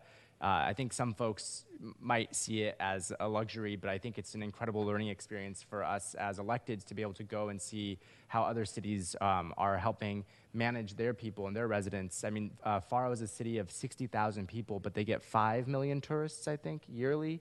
And so it's an incredible dynamic, and to learn how they're taking on all those people and doing it well. I mean, there was a festival where they had over, 20,000 attendees on one night. I mean, it was really inspiring, and I left full of ideas of how we can make our city better. So I'm just incredibly grateful to staff for helping us make this happen, to the Sister City Committee for helping us make this happen, to my colleagues for a great trip. So thank you. Thank you. I just wanted to thank staff. I know that was a lot of coordination to get us overseas. We did have some adventures, but we all made it in one piece and made it back in one piece, so that was great. I also want to thank the staff that was on site, just making sure they were documenting memories and the experiences there and bringing it back to our city. I was extremely inspired by all the staff there. I want to thank Bruno for being a great tour guide and helping us with the festivities. I also want to thank Lisa and Marco for spending a lot of time getting to know us, but also guiding us while we were there. And just wanted to acknowledge the beauty of the city and the country. We had a great time at Festival F. It was a festival just celebrating the city, the music, the culture there. And then also, I really admire how they appreciate their employees and how they acknowledge their employees, and just wanted to share the same sentiment here at City of Hayward. We really appreciate our employees. And then I couldn't go without saying, but the public art is unmatched for a city of 60,000 people. There was public art everywhere. So poor city manager, she definitely was getting an earful of how I wanted to bring that back. So, but definitely we'll be taking lessons learned on that front. But also just appreciating the diversity of the city and how they still, even though they're becoming more diverse, they're still retaining their culture and celebrating their culture. So I think that has a lot of similarities to Hayward. So great job, everyone on the trip. And it was great getting to know my colleagues even more. And I had a great time with you all. Yeah, thank you. And you know, I brought back, if you guys have already seen them, but I brought back all of you a Portuguese tile with the first letter of your name, and yeah. So, but I wanted to thank Mayor Bacalao and all the council. I think he was the former president of the. I think he was a senator, Cristóbal Norte. Really nice guy. I sat next to him at dinner, and just exchanging stories about our fathers, and just incredible. One other highlight, I'd be remiss if I didn't include this.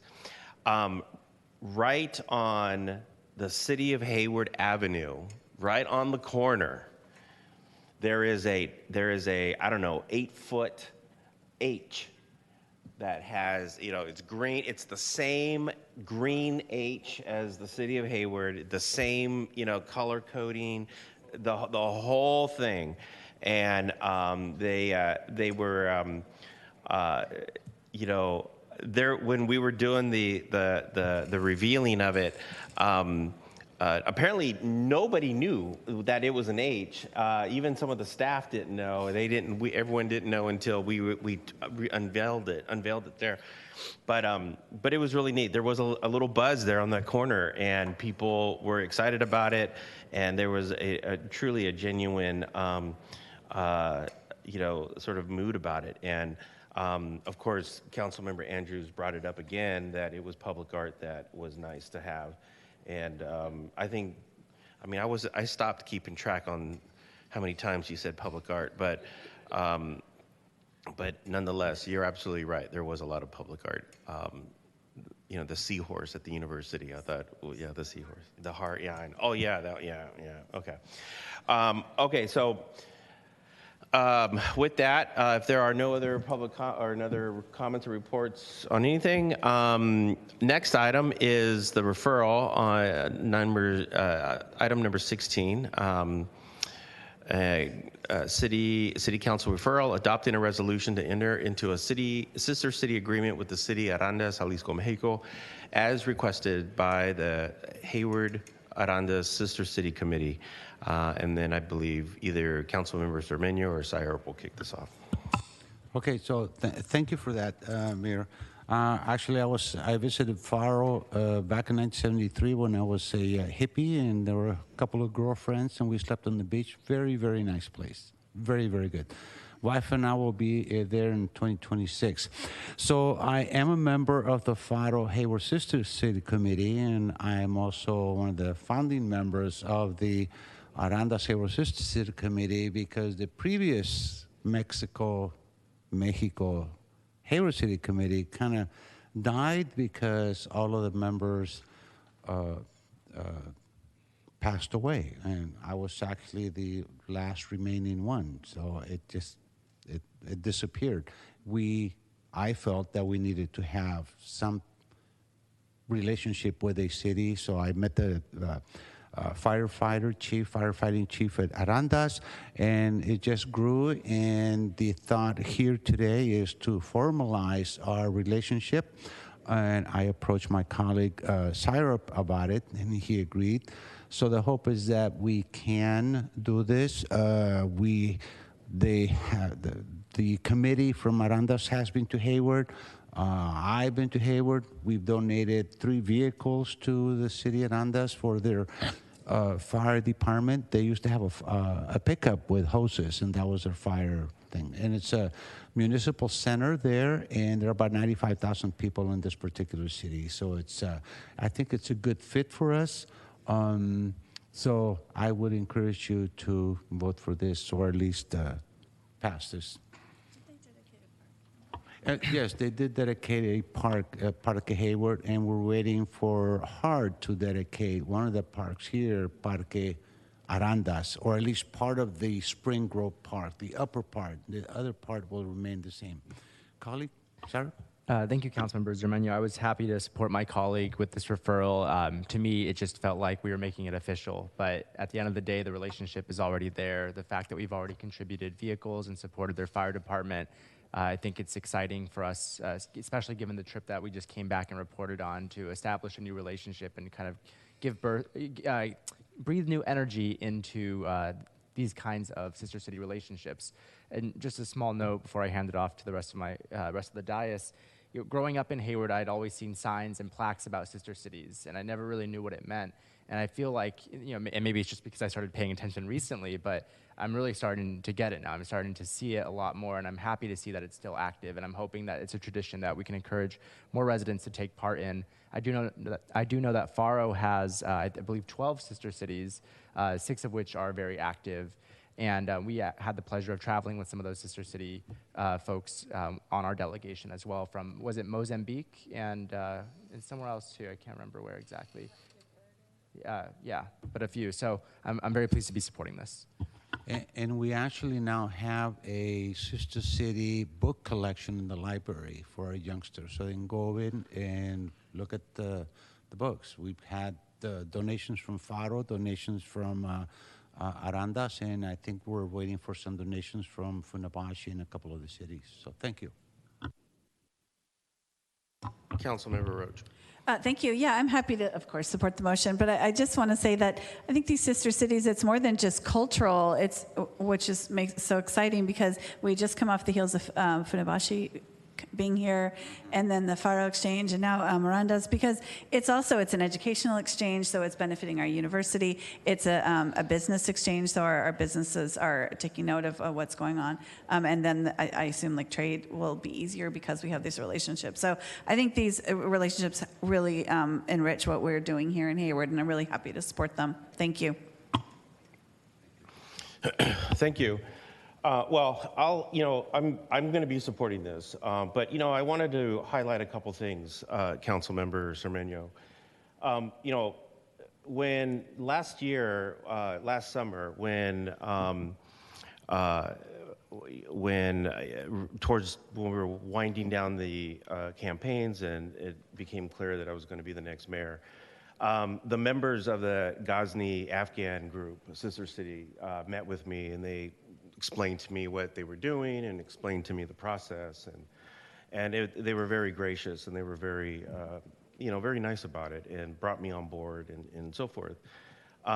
Same thing with the Funabashi committee. The Funabashi committee met with me immediately after I was sworn in, explained to me what the process was, and really just did a fantastic job at helping the transition from Mayor Halliday to me. And then, of course, we hosted the mayor of Funabashi last month, where it was just an outstanding event that we had. And I think part of that was because of the planning, and part of that was because of the diplomatic work that was invested and the relationship that was invested. Same thing with the Faro group. Lisa met with me very early, introduced me to the relationship, and even when the group came, the Faro Sister City group met with me and really kept the office abreast of what was going on and the whole process. This process, I have to say, was not that. None of the council members were here, but the first truck that was delivered to Arandas, I think when you did the ceremony, I think you called me like an hour and a half before the ceremony.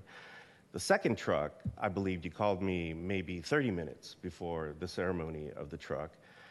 And then when the fall visit of when the public safety chief came,